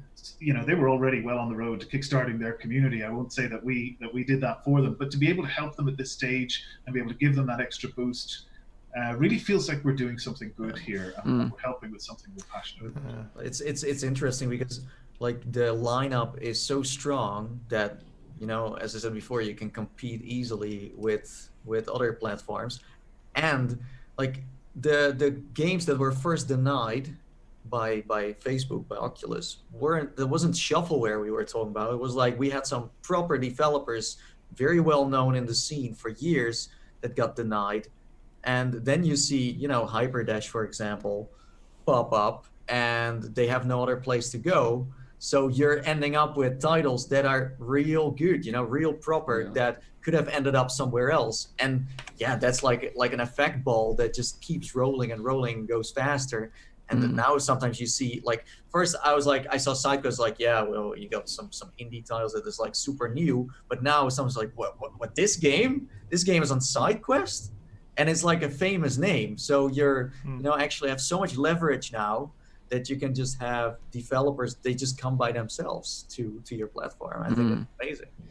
And like you say, the setup process still to this point is a little bit, you've got a few tasks that you need to do, and you need to sign up as a developer on the Oculus dashboard, which I know Nathy, historically has been vocal about, like, not wanting to do something like that because, the potential repercussions involved, maybe you don't want to get your Oculus account banned or anything like that. So that's always been a concern. But how have you sort of like negated that worry from the community to say, like, don't worry, this is safe? And have you had to implement any curation process of your own to any submissions that may have been like malicious or sort of pirated material, for example, and stuff like that? How do you deal with all those problems? Well, I mean, I think that's an Orla question. Sorry, part of my role is every single day I'm checking all the apps that are being submitted to SideQuest, and essentially I put every single one of them on my headset and I play it for a bit and I just check that it's kosher. And there are times when I have to go back and I have to say, look, I don't believe that this is your work. Can you confirm that you're the developer? And more often than not, in those cases, the person just says, yeah, I just thought I'd chance my arm here. I pulled it from here, I pulled it from there, or I'm on this private beta. I'm on this private beta and they gave it to me so I can put it here. And I'm like, no, the developer should put it there themselves. And so we have to keep a real finger on the pulse as well to know what is out there, maybe via Reddit or other Discord, so that someone doesn't accidentally submit something that isn't their work. And most of the time it's fine. So Minecraft. Yeah, Minecraft gets submitted about 100 times a week. I made this. So you're like Minecraft. So developers, that's how I see it. Like, developers come into this courtroom where you're sitting and you're testing it out, and it's like, but it's hard because I'm sure sometimes something slips because, like, after a while, it's like, of course you played so much, so you can see what are assets that have been copied, but I'm sure there's always something that you're like, oh, oops, later on where. I don't know. It's generally, I think I've been okay. Usually if I'm not sure, I'll ask Shane, because if it looks like too good to be true, I'm usually like, is this a thing? Is this like a PCVR or whatever? And normally, Asgard's Wrath, like. Normally the people who are doing it kind of slip up, and you can usually tell that they're children, because rather than just have a title, they'll have like Asgard's Wrath, Quest, Port, VR, you can just kind of tell it's not the real thing. But I love my job. So have you yet had a Unity project put together with a little pop-up that just says, "Hi, Orla"? No? No, not yet. I'd love one though. We got one that was close the other day. A guy submitted a game that is just a red cube. Yeah. That's it. Yeah. And because, we're obviously an open platform, we'll allow it. We tested it, and indeed it fit the bill. It was a red cube. Yeah. But I think we kind of got a little bit of that Reddit mentality whenever people hit the reviews, because I wouldn't trust the reviews on that game, shall we say. They're all way too I'm going to have to download this now. That sounds awesome. Yeah, I would. Yeah. It's a meditative experience. I was going to say, there, like when the iPhone and the Apple Store first launched, there was a red gem you could get for, I think it was $10,000 or something ridiculous, or $500, and you could buy it, and all it did was you could go to your friends and show this picture of a gem on your phone, and that was it. And they had to pull it down after it got a few sales. I can't remember how much, but God. they had to kill it. But it sounds like that. It sounds like someone took some inspiration from Apple. Obviously, at this point, you're both working on this full time. Like Orla, you're testing out the apps. I take it, Shane, you're like building the actual site itself and the app. So how long have you been full time on this, and how do you sort of monetize it? Because from what I understand is there are paid apps on the platform, but you don't take any cut from that. Is that right? Yeah, that's right. So I basically started working on it full time around mid-November, about the same time as Orla. Before that, it was just a side project, really. It was just something I kind of worked on in the evenings and weekends. Realistically, I don't think. Yeah, I don't think we're quite sure exactly on the specifics of our business model yet, and we're still kind of working that out. But I think what's important to us is that we offer this facility for developers to be able to get access to discovery and community, and I think that's really important. One thing that we have been playing with most recently, and you may have heard some of our announcement recently around this, but we're focusing on trying to add as much value during the early stages when users are playtesting games.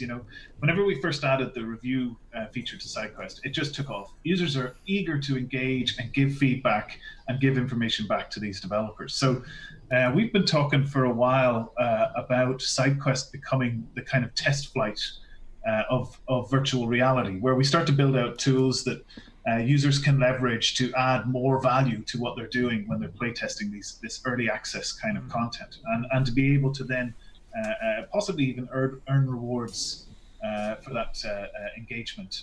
So right now we're sort of I think our plan over the next short while is to continue to engage with our developer community as we have, continue to try and gather feedback and try and gather the most essential needs that they have. But we're interested in focusing on building out some developer tools. It's like you said, Rowdy. There's so much more that SideQuest does, and that's because it is also a developer tool and has been from the start. That's why we first built it. Was just a developer tool for us to deploy our app, and most of the extra features that you've got in it now are additional developer tools allowing you to manage the device. So. That's super smart, because I don't know if you remember, there used to be a similar platform in the past called Fishbowl, and they would basically pay people to basically review their games in production and give critical feedback on bugs or features that they think should be implemented in it. And certainly a lot of content creators around the time, including myself, it was a good way to learn how to give critical feedback in VR games, and also earn a little bit of money as well if you're just starting a channel. So I think that's a really amazing feature, and I'm really looking forward to seeing how that's implemented in the future for sure. Yeah, us too. For sure. I've got a bizarre side question. I know you said you're living there in Ireland. Side question? A side question. Did I actually say that? That's funny. That wasn't even intention. I like how Rowdy's gone red now. I'm curious, like the lovely Irish weather, has that ever resulted in like progress on the app, or the site? Like, have you ever been driven indoors and then gone, and then have like a great thought, or spent some hours, behind the desk working away at it? I'm just curious. I think in order to be driven indoors, you have to go outdoors first, and we don't do an awful lot of that, to be honest. I've been self-isolating for years. Good man. Good on you both. Good on you both. To be honest, I worry. I mean, like, today was the first sunny day in 3 months, and I kind of wanted to go out into the garden, but then I kind of didn't, so it was okay. Struggles. You're right here at home. You're right here at home. We're all very like that. Yeah. So at this point, you've got this huge community that are super passionate about SideQuest, and rightly so. And do you think you have like any idea in terms of like percentages, in terms of like Quest users that are actually using the app as opposed to not using the app? Like, do you have any metrics or ideas what that number might be? Well, so I mean, we've only really got access to what's public, and what the likes of Super Data tends to come out with, which has often been wildly wrong in the past. Yes. And a lot of people are very critical of that. I think as it stands right now, we probably still have in and around about 25 to 30% of the Quest user base on SideQuest. Wow. But I think what we're going to be looking at is a significant segment of users will be opened up to SideQuest when the onboarding process becomes easier, because what we're looking at is when we can directly integrate with this direct linking system that Oculus are talking about delivering. Then SideQuest can load up inside your headset, inside your web browser. No desktop, no PC required, no 6-step onboarding process. So for users to get engaged with it, it's just a matter of entering the web address into the browser, and away you go. So we're really excited about that, and how much that's going to increase, and hopefully we can be prepared for the volume of traffic that's going to bring to us. But right now, because of obviously the complication with getting involved, I think there is a certain ceiling there that we're not going to get past until that process becomes easier. I'm actually surprised that we've managed to convince so many people to go down that road, because one thing we found, I've been in VR for a number of years, and the kind of early adopter that's involved in VR. But one thing I think we've seen a lot over the last year is how much it's swayed towards the mass consumer. Definitely, yeah. We see that in the level of technical knowledge that they have when they come for support with SideQuest, and there's a lot more people outside of the VR industry who've been brought in by this headset, and I think that's great. Yeah, that's great news. Talking about the mass consumer market, if there are questions from the chat, then feel free to ping us, and then we'll answer them later on as well. Yeah, absolutely. And maybe we should touch on that a little bit more, because what Shane was saying was Oculus announced during a blog post in June that they're going to enable developers to share their apps to anyone with a Quest without having to be accepted onto the Oculus Store and without the need for side loading. And a lot of people from the community had questions as to how this will affect SideQuest going forward. And how do you obviously feel about feel that this is a positive thing, and that SideQuest will still be around and be harmonious with whatever system Oculus are creating, and you just think, in your opinion, this is just going to streamline and make things easier for your community, basically? Yeah, I mean, I think what Oculus have done is very smart. They've managed to have the best of both worlds, where they can still maintain their store curation and they can continue to have that center of excellence that is the Oculus Store. But at the same time, they can also take advantage of this growing indie space as well. One thing that it was always brought up in our discussions with Oculus to date was how we can maybe leverage more of the Oculus platform for side-loaded apps. To some degree, they've been out in the cold. We're aware of the fact that To the Top doesn't have multiplayer, and there's a reason for that, and it's because they can't access the same facility as some of the apps in the store. So I mean, we're excited to be able to see developers have more options, have smoother user flows when it comes to purchasing or being able to manage future updates to apps. Ultimately, we're not interested in, we've maintained this from day one in SideQuest, is that we're not interested in competing with Oculus or competing with that main store experience. We're much more interested in building out this early access layer that developers come to sort of prove out their concept and to engage with their community as a stepping stone to going to the main store. Yeah, so I think that's a great strategy to do that, indeed. Have you ever thought about hosting game jams? Like VR game jams, and like some kind of it's almost like a flight, like you'd have a subsection or something on the tool, because I see a lot of interesting ideas in VR come from very small projects that are kicked off in a number of hours or days. Absolutely. Now you mention it, we do actually have one coming up later this year. We're just still ironing out the details. Yes. Excellent. But it'll be specifically for the Quest, and we're pretty excited about partnering with some organizations on that. That's awesome. We're excited to hopefully get involved with the Global Game Jam coming up in January 2021. We caught the tail end of that this year. There were some fantastic Quest submissions, and I just hope that there'll be even more next year now, given the popularity of the device. That's great news. I'm a huge indie buff, and I always go to SideQuest. Like when the hand tracking stuff dropped, within a week, right, we had actual valuable apps that you could go toy with this solution. We still don't have really anything other than the Guardian system, with the hand tracking from Oculus as an official title to go and toy Elixir. with. But okay, yeah, you're right. Fair enough. Yeah. And unfortunately, Elixir doesn't have, I think, enough attention. It's a great little app, especially you got cousins or someone to show the headset off to. It's a great demonstration. But I'd love that first out of the gates, the indie stuff, people can chew into it and deliver to us players something that we can toy with. And it's great to see that mature as well, like week on week. I'm so glad that you make updating already installed apps so easy. That is a godsend.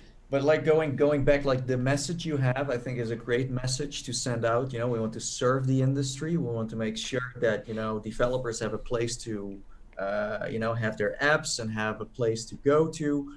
But indirectly, you're still competing with the Oculus Store. And I'm sure you don't want to. I get it. You said it. But the thing is, for me, from the start, SideQuest, I was so surprised that they were just so acceptable on your platform. I'm still happy that it's still around by now, and I hope it will continue to be like that. But the thing is, I feel like they're, yes, they are communicating. I don't know what the conversations are, but for me, it feels like, they want to hear from you how your platform works, stuff like that. And in the end, they will just create something themselves. So SideQuest is not really, there is this certain, it was saying with Guy last week, he explained them how virtual desktop works, but he doesn't get the credits for it. So they just implemented a virtual desktop feature. Exactly, and that's the same. I'm just scared that they will do the same with SideQuest. It's like, hey, interesting, this blah blah blah, and then in the end, it's like, oh, hey, we got our own branded thing. That's just kind of, I don't know. That's my concern, because I think what you're doing is great, and you deserve the best, but it's still, you're talking to a big company who doesn't necessarily care about you personally. You know what I mean? Oh, absolutely. I mean, we're David and they're Goliath in this situation. I'm sure. Very much so. Very much. But I think certainly you've got the community backing behind you, and I think we're the underdog. Yeah, absolutely. Yeah. And I think to some degree, I mean, what we could take from is what's happened in the past and how Oculus and Facebook have behaved in the past. They've done this before. There's been Oculus Share, there's been experimental channels on Rift and that kind of thing. I think that at this stage, Oculus actually sees some value in a third party operating this, because the chances are that they're going to engage with the community better. I think that they actually see that it's more valuable to not have Facebook branding all over SideQuest, because the chances are that people are going to get involved in it better.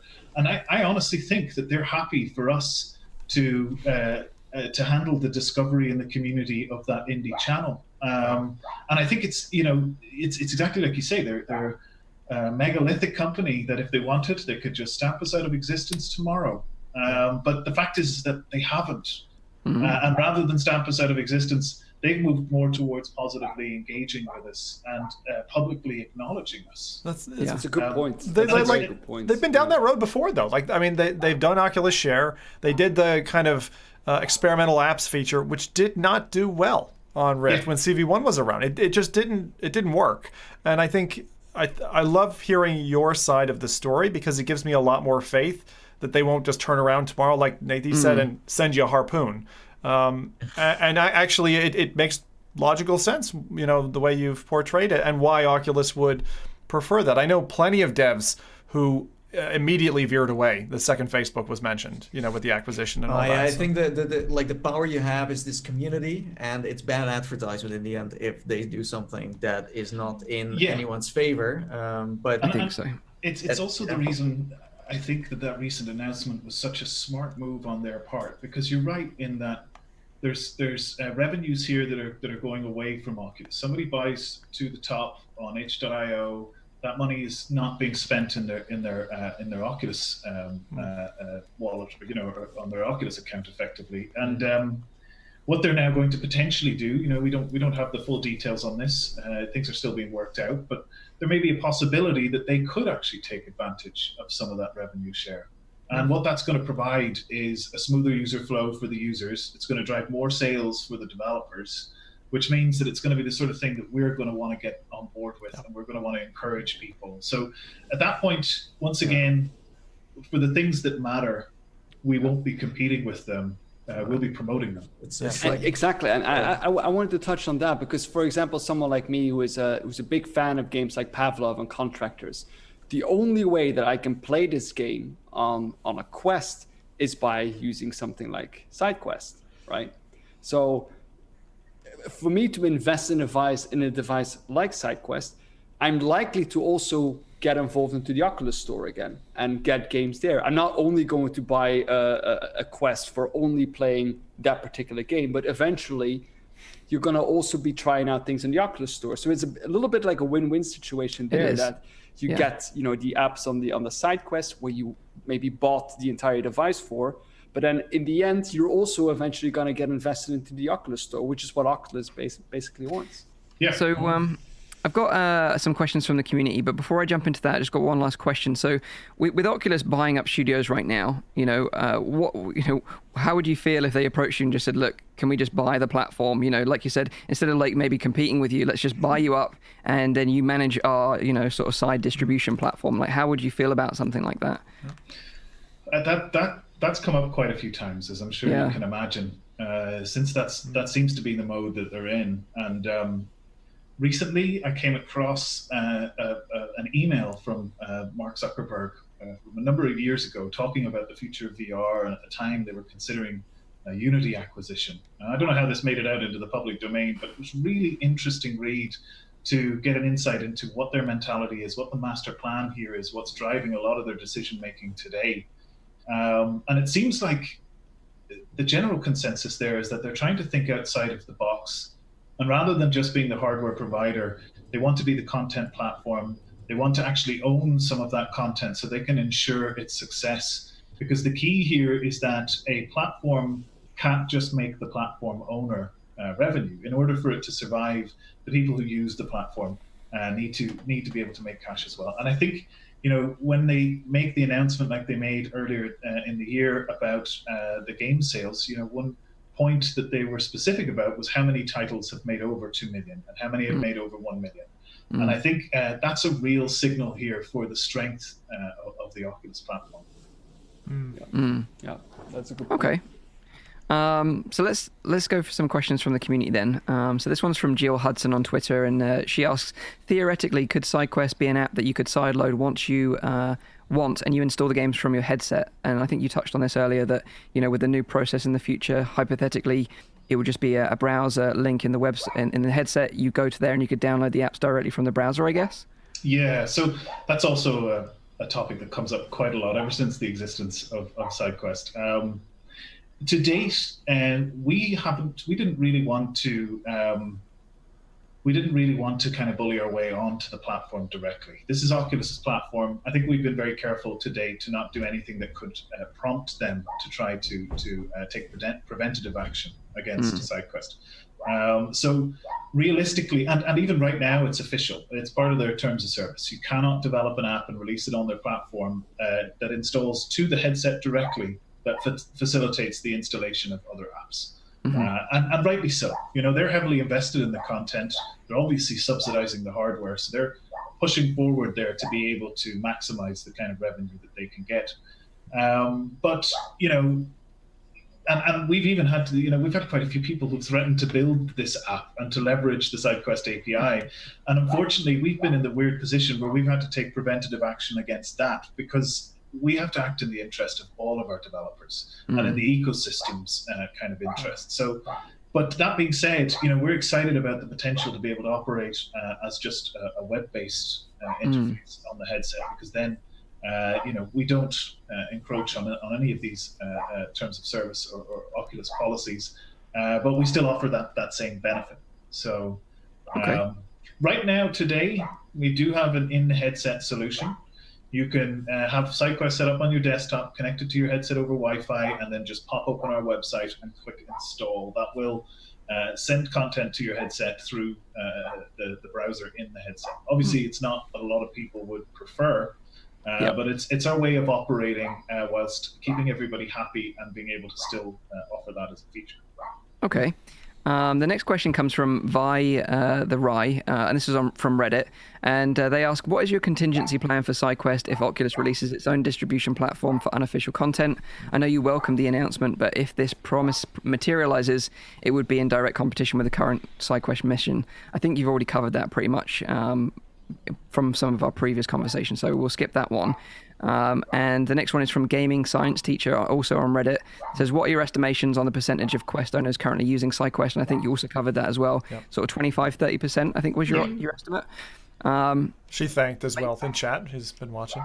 Okay. She's a good friend of mine, in fact. That's awesome to hear. It's a lovely VR community. Everyone knows everyone. They do, don't they? Yeah, it's great. So maybe we should take some questions from the chat then. I think Rowdy's been sort of collating some of these questions. Indeed, I've been noting some of them down. First, we had very early in the show, I saw this question pop up. It was from Max Fernandez. He asked, "Can you please bring back the not safe for work section on SideQuest?" Was that just so Orla can test all the stuff daily? Is that it? Yeah. You didn't give a specific reason as to why, but I think we all know. It's funny. I find it interesting the difference between how some people behave around this topic. And some people are very, very open about what they want to do, what they want to achieve, and what they want to get out of it. And others are a little bit more reserved. And, we get a lot of DMs about this and about support while we get people set up. And then, of course, it's radio silence after that because they're ready to go. But I've always been a strong supporter of an open system. And basically, I was the last man standing whenever it came to making the final decision that we would not allow not safe for work content on SideQuest anymore. It was 2 days before Christmas that we disabled not safe for work content because somebody made me aware that no matter what measures we put in place to verify age and to put explicit content warnings and whatever else, we were about to get an influx of people from the ages of probably 13 to probably 25, I think is a good estimate of the Quest user base age range. And it meant that unfortunately we were in a difficult position where we were going to possibly expose a lot of people who were underage to this kind of stuff. And that was what changed my mind. And until that moment, I fought with everybody internally and within our community that we would maintain this. I always, we had a lot of people who would come to me and say, get rid of this stuff, you can't do this, maybe with a religious motivation or something like that. But I would always defend them. I thought those guys, they did some amazing things with the technology. To be able to do 6 and 8K video on something like the Oculus Go, that's an impressive thing to do. And, just to plug those guys, I'm in no way affiliated, but they have a video player app. It's available now on the Quest Store called DOVR, has all the same features as that, obviously without the not safe for work content. And the technology that they're pushing out there is really cutting edge. And I felt like they deserved some support. And that's why I actually had that content on SideQuest months before I even engaged with those guys. I had it on there because people wanted it, not they were controlling it. But of course, they caught up with us and said, hey, so this is why we've seen a 30% increase in sales over the last while. Just to say, like, Max is now telling the entire chat that it was just a joke. It was just a joke. Sure. Asking for a friend, I'm sure. Sure, Max. Is it the same story because we have on the podcast had this discussion many times before with like these dating simulators that are usually coming from Japan? Is that the same story for you? Like that's something that you wouldn't distribute on the platform? I think we would probably align with the Oculus policy in that if there's bare breasts or exposed genitalia, then it's an issue. Okay. But we have an app there called Together VR, which is probably very close to the theme that we're talking about. And from the numbers that we see, it's very popular. It's borderline, but I think where possible, we'd like to err on the side of openness when we can. That actually brings us nicely to the next question that was asked by Paradise Decay that said, has SideQuest had to reject any titles? I know that you touched briefly on like rejecting things that aren't owned by the actual submitter, but are there like specific titles that you also just flat out reject? What is your kind of like guideline on doing so? Not really. I mean, like I say, I'll install the app and I'll play test it for a few minutes. If it's broken, if it's just not working, then I know that the users are going to have that experience, and the developers possibly opened a rake of negative reviews.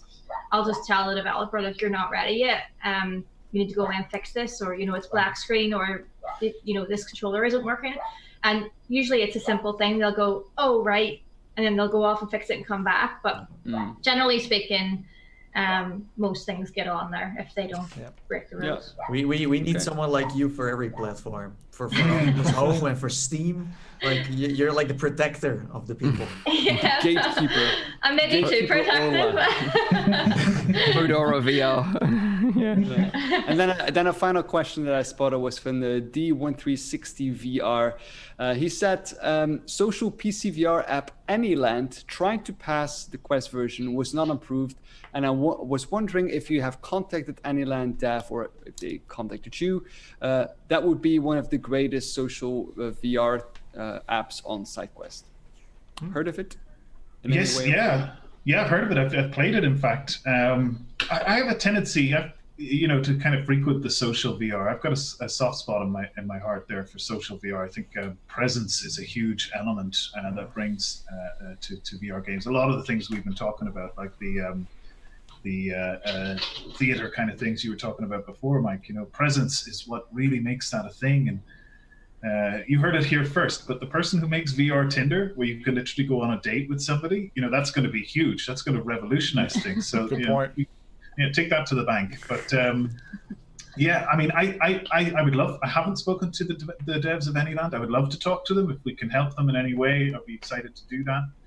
One of the things we've been teasing recently is some new features built into SideQuest, which are going to help with discovery. Now, part of that, just one piece of that, is to try to help developers who want to post updates about events, updates about multiplayer sessions.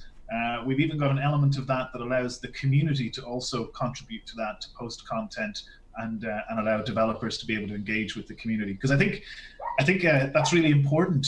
Some of these social games, they kind of live and die by the player base being on there, and you can have a really amazing title. But it requires people, and sometimes the difference of having people or not is just that key element of discovery. So we're really excited to help boost that. There's going to be a sort of a taste of social and multiplayer focus on what we're going to be rolling out soon. Nice. Awesome. Great. Well, we're running on a little bit, so I think we're going to have to wrap it up. But is there any sort of like a sort of brief sort of update you can give in terms of like the roadmap for the future? You said, obviously you've got this streamlined process coming from Oculus. You've got this kind of like paid app testing thing, that you want to run as well. So get feedback from the community for devs. Any other killer sort of features that you're working on that you want to share with us? I don't think we have any specific news to announce at this point.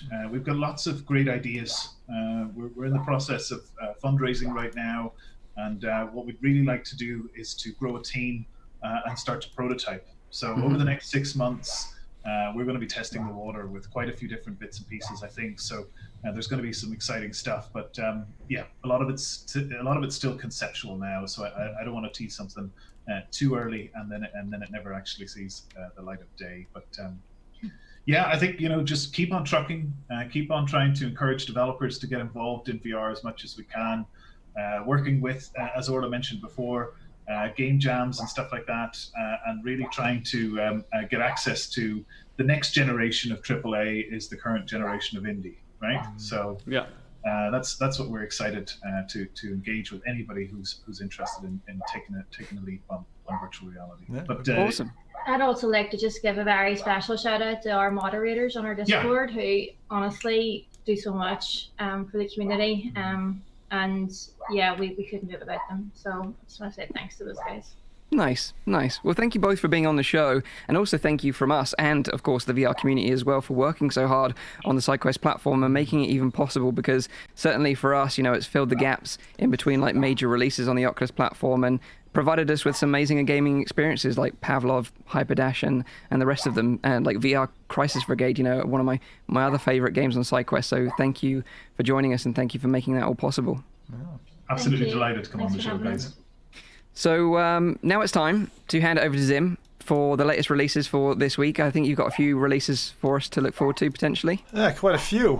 So you're going to have to buckle in, grab some popcorn, and we've got 8 releases this week. I told you July was going to be a nutter. Wow. And it's absolutely mental. So there's a few things here that are worth seeing. I'm going to keep it relatively brief on each of them. As Mike said, we're already running a bit late. So let's just dive into the first one. Do you like DIY? If you do, then Workshop, pronounced like a proper Russian, is going to be for you. So you get a saw, hammer, nails. Got to thank Nathy for this one. Workshop for PC VR released on the 15th of July. And this one challenges you with DIY assembly projects, much like home improvisation, which we talked about some time ago. But the precision of your cuts are all down to you and your steady hand. You get chalk, pencils, all these different tools, and a whole host of nails, and 17 different types of lumber. So if wood's your thing, I don't think I've seen a VR project before with The heck? with this There's kind going to of be work. a lot of ugly closets coming out of that one for me. I tried this. Bizarre. Did you? Yeah. What did you, wait. What did you make? So I made a little table. It was rubbish, but but the reason why is that because you guys know that I really love that wrench game where you had to build an engine. For some reason, I just love these games where you build stuff. I just love it. Me as So this well. was like right up my Especially street. to learn something. Like I want guess to so, learn yeah. how to make something. So I tried it out, and it's actually really, really fun. And I was considering making a video, but I just think it would be like the worst video ever. Like when I watched it back. So I think I'm just going to enjoy it myself. But it's one of those things that if you have that kind of OCD satisfaction of building something, then you'll just love this. Wait. So could you technically strap a hammer to a controller with some duct tape and Sure. get Sure, like you a could. really immersive? But I tell you what, like the actual like hammering nails into wood, like sensation is actually really, really satisfying. It's super satisfying, and you can pull these nails out with the claw at the end, the back as well. That's God. neat. And the physics, they work very, very well. Wait, so do we have a photo of your? Like, you should post a photo of your table somewhere. I'll share a photo. I'll share a photo with creation when I go back into I it. really want to see that one now. Yeah, I want to see. Okay. that. Oh my god! Maybe It I'll do looks the like- video after all, just for you guys. in the bloody trailer, they're building a bloody house. Like Jesus, Yeah. It's pretty fun. That's adventurous. Anyway, yeah. So I'm glad you played that, Mike. That it's not just rubbish. All right, next for everybody who's been FNAFing it up this week, that's Five Nights at Freddy's, and you've been like testing your skills at Operation. Nathy found us a lovely title called, I love this name, Steady, which is $5, £4. It's there for PC VR since the 17th of July from Situated Studio, and is essentially a deceptively simple movement game where you have to pass a ring through a number of obstacles, cannonballs, jiggly bits, and generally try to bring this circle down a snake, essentially. So if that sounds like your kind of thing, this looks like it would drive me absolutely freaking insane. Then not expensive, just out, and that's Steady. Yeah. So I played this before the show, my God. actually. And literally, it was almost the reason why I was late for the show, because I got super hooked on this. You got hooked to this, yeah. Yeah, I saw the trailer and I was like, I don't know why this looks really satisfying. Again, I don't know what it is like about these games.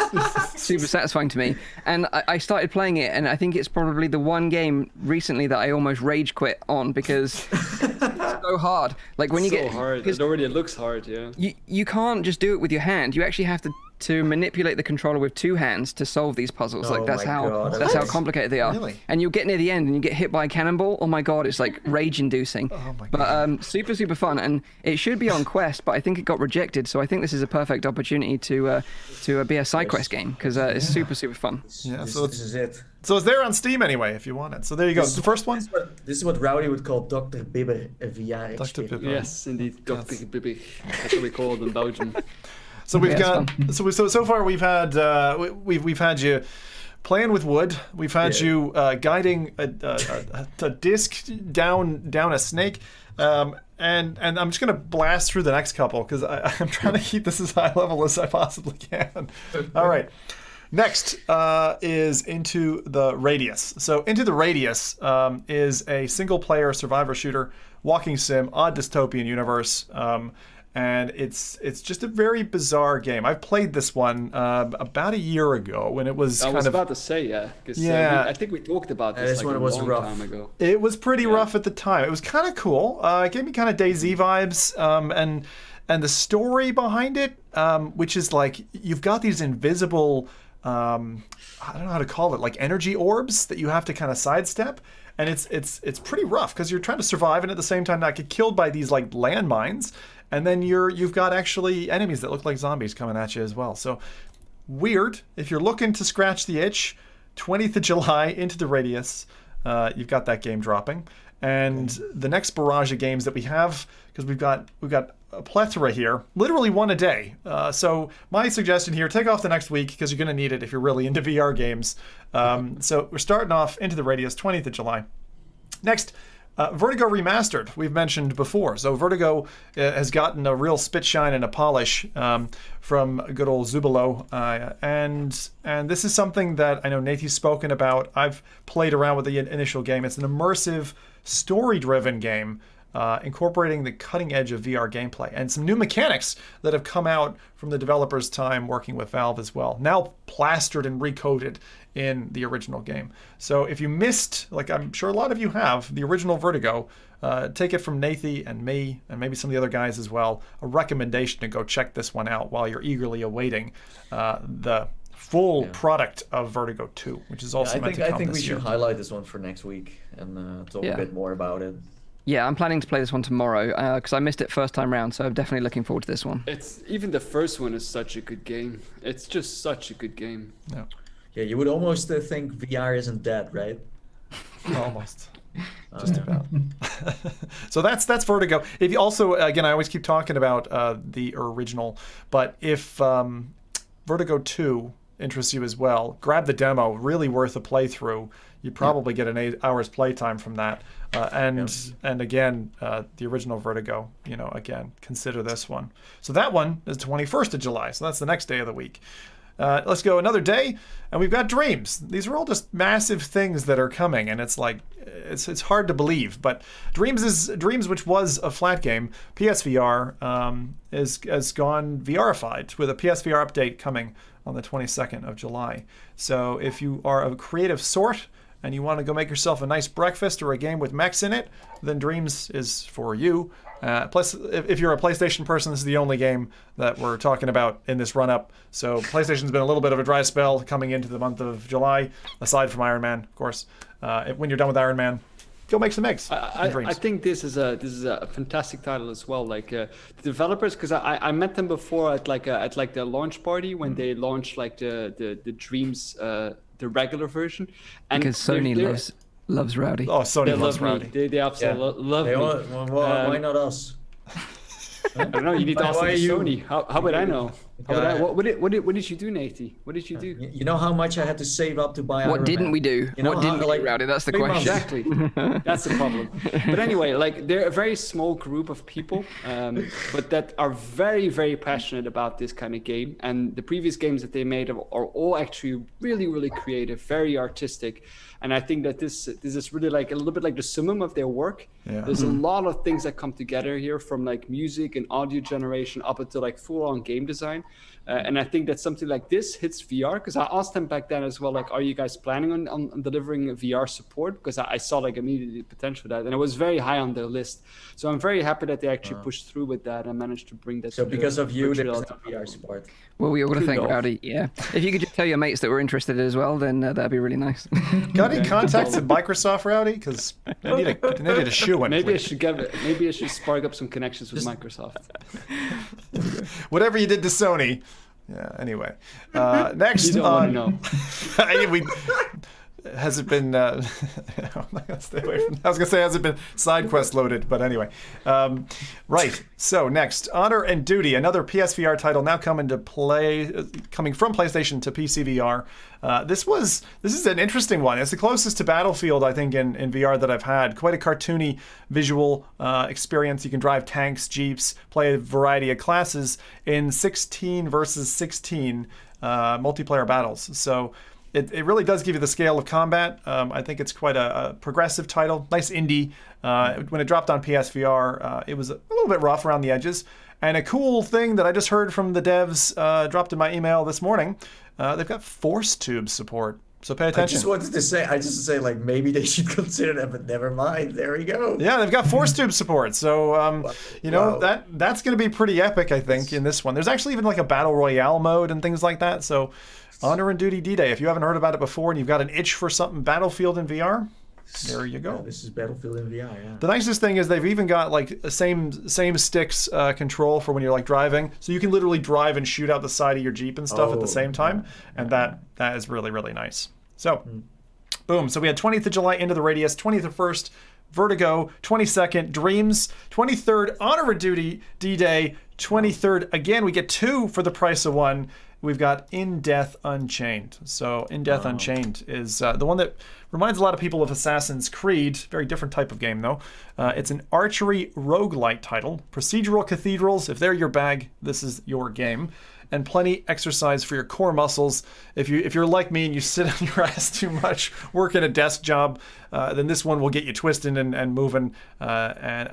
It's a new Quest title. I think it's, again, in terms of this lineup, one of the only Quest games that's dropping next week. So 23rd of July, In Death Unchained is definitely something you should be considering if you're into. One thing I want to mention about In Death Unchained is that initially they had like a teleportation mechanic where you fired an arrow and that's where you would sort of teleport to. Yeah. They're actually they got a lot of feedback from the community saying they wanted smooth locomotion, and they're actually working on implementing that now. So it should be available around release, if not soon after. So if that's what you're interested in, or it swayed you away from the game, then bear that in mind. I could have told them that before they actually released the game. Yeah. Community would want that. Yeah. Well, this is an amazing lineup. Thanks for giving us some hope again, Jim. We're almost there. One more to go. That was 7. More. A Can't bonus. count. It's all right. It's all right. One more. So I know we've got a lot on this week. That's the most I've ever had. Next one, we talked about it at the intro, Paper Beast. Mike hinted at it. I played that this week on PC. I'm so glad that I held off playing Paper Beast until it dropped on PC because the game looks astonishing. It's $30, £25 approximately at launch for the price. 24th of July, this one will be available. So this finishes off the VR week of releases. But you can actually try the PC demo now. And this is the kind of game where I'd highly suggest go try the demo out because it's got the pacing of Space Odyssey 2001, i.e. very slow. And there are going to be times when you think, oh God, this game is pretty boring. But it's got like the fluid physics and some environmental effects of Boneworks. And I honestly felt like I was on a VR safari. You're meant to kind of explore this adventure game, but the beauty in it, I found, was the game mechanics. Like there's not a single pop-up that tells you what's going on. And from the very beginning of the game, and I will spoil absolutely nothing, you will be thinking, the heck am I playing? This is a bonkers title. And there are places where you're going to stop and say, is this actually a game or am I just waiting? Am I just like waiting for something to happen? And then you'll transition into a whole beautiful new scene. The detail of the water effects, the physics, the sound score, the way the critters behave, like I was really smitten with this. I think it will not be for everybody. This is definitely a case of VR Marmite. So this is a game where you grow stuff? So there is an interactivity element to it. Imagine like you build VR sandcastles. Like there's an element to that where you're controlling water, sand, other aspects of it, and the creatures themselves, like the interactivity between the various creatures. You have passive creatures, you have creatures that are carnivorous, and it's a treat for the eyes, a treat for the ears. But at the price point, if you're not into kind of artsy-fartsy VR experiences, probably stay away from it. If you like that kind of stuff and you have an appetite for kind of slower paced, then it does a lot of stuff right. And the physics really reminded me of Boneworks in it. So there you go. And you guys played this yet? I'm kind of curious. Did anyone of you play on PlayStation when it launched? I haven't. I did, but I just found it too slow for me.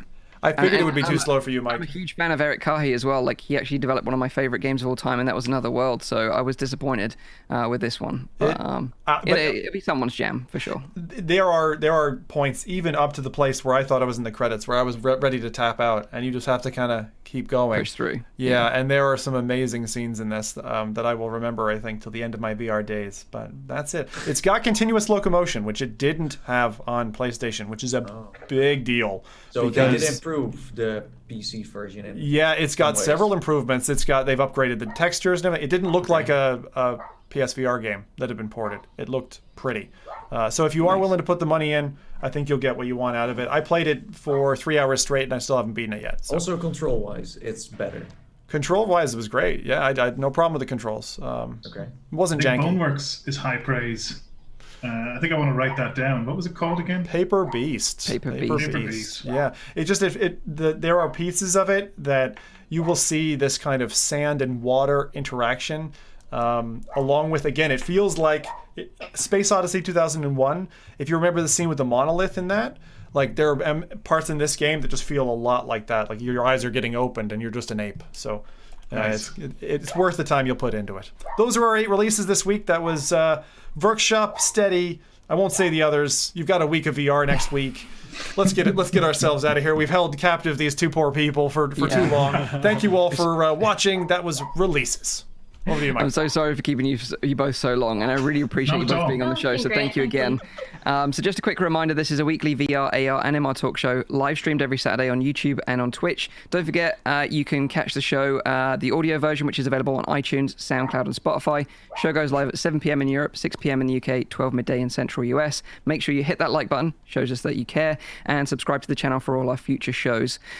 Thank you again for being awesome guests on this week's show, and I can't wait to see what you guys do in the future with SideQuest. It's super exciting with this new update from Oculus, so thank you again, and thank you to our amazing community for being with us and sticking around in the chat and showing us some love. We really, really appreciate it. We'll be back next week with another great show, so until then, have a great week in VR. You've got plenty to play.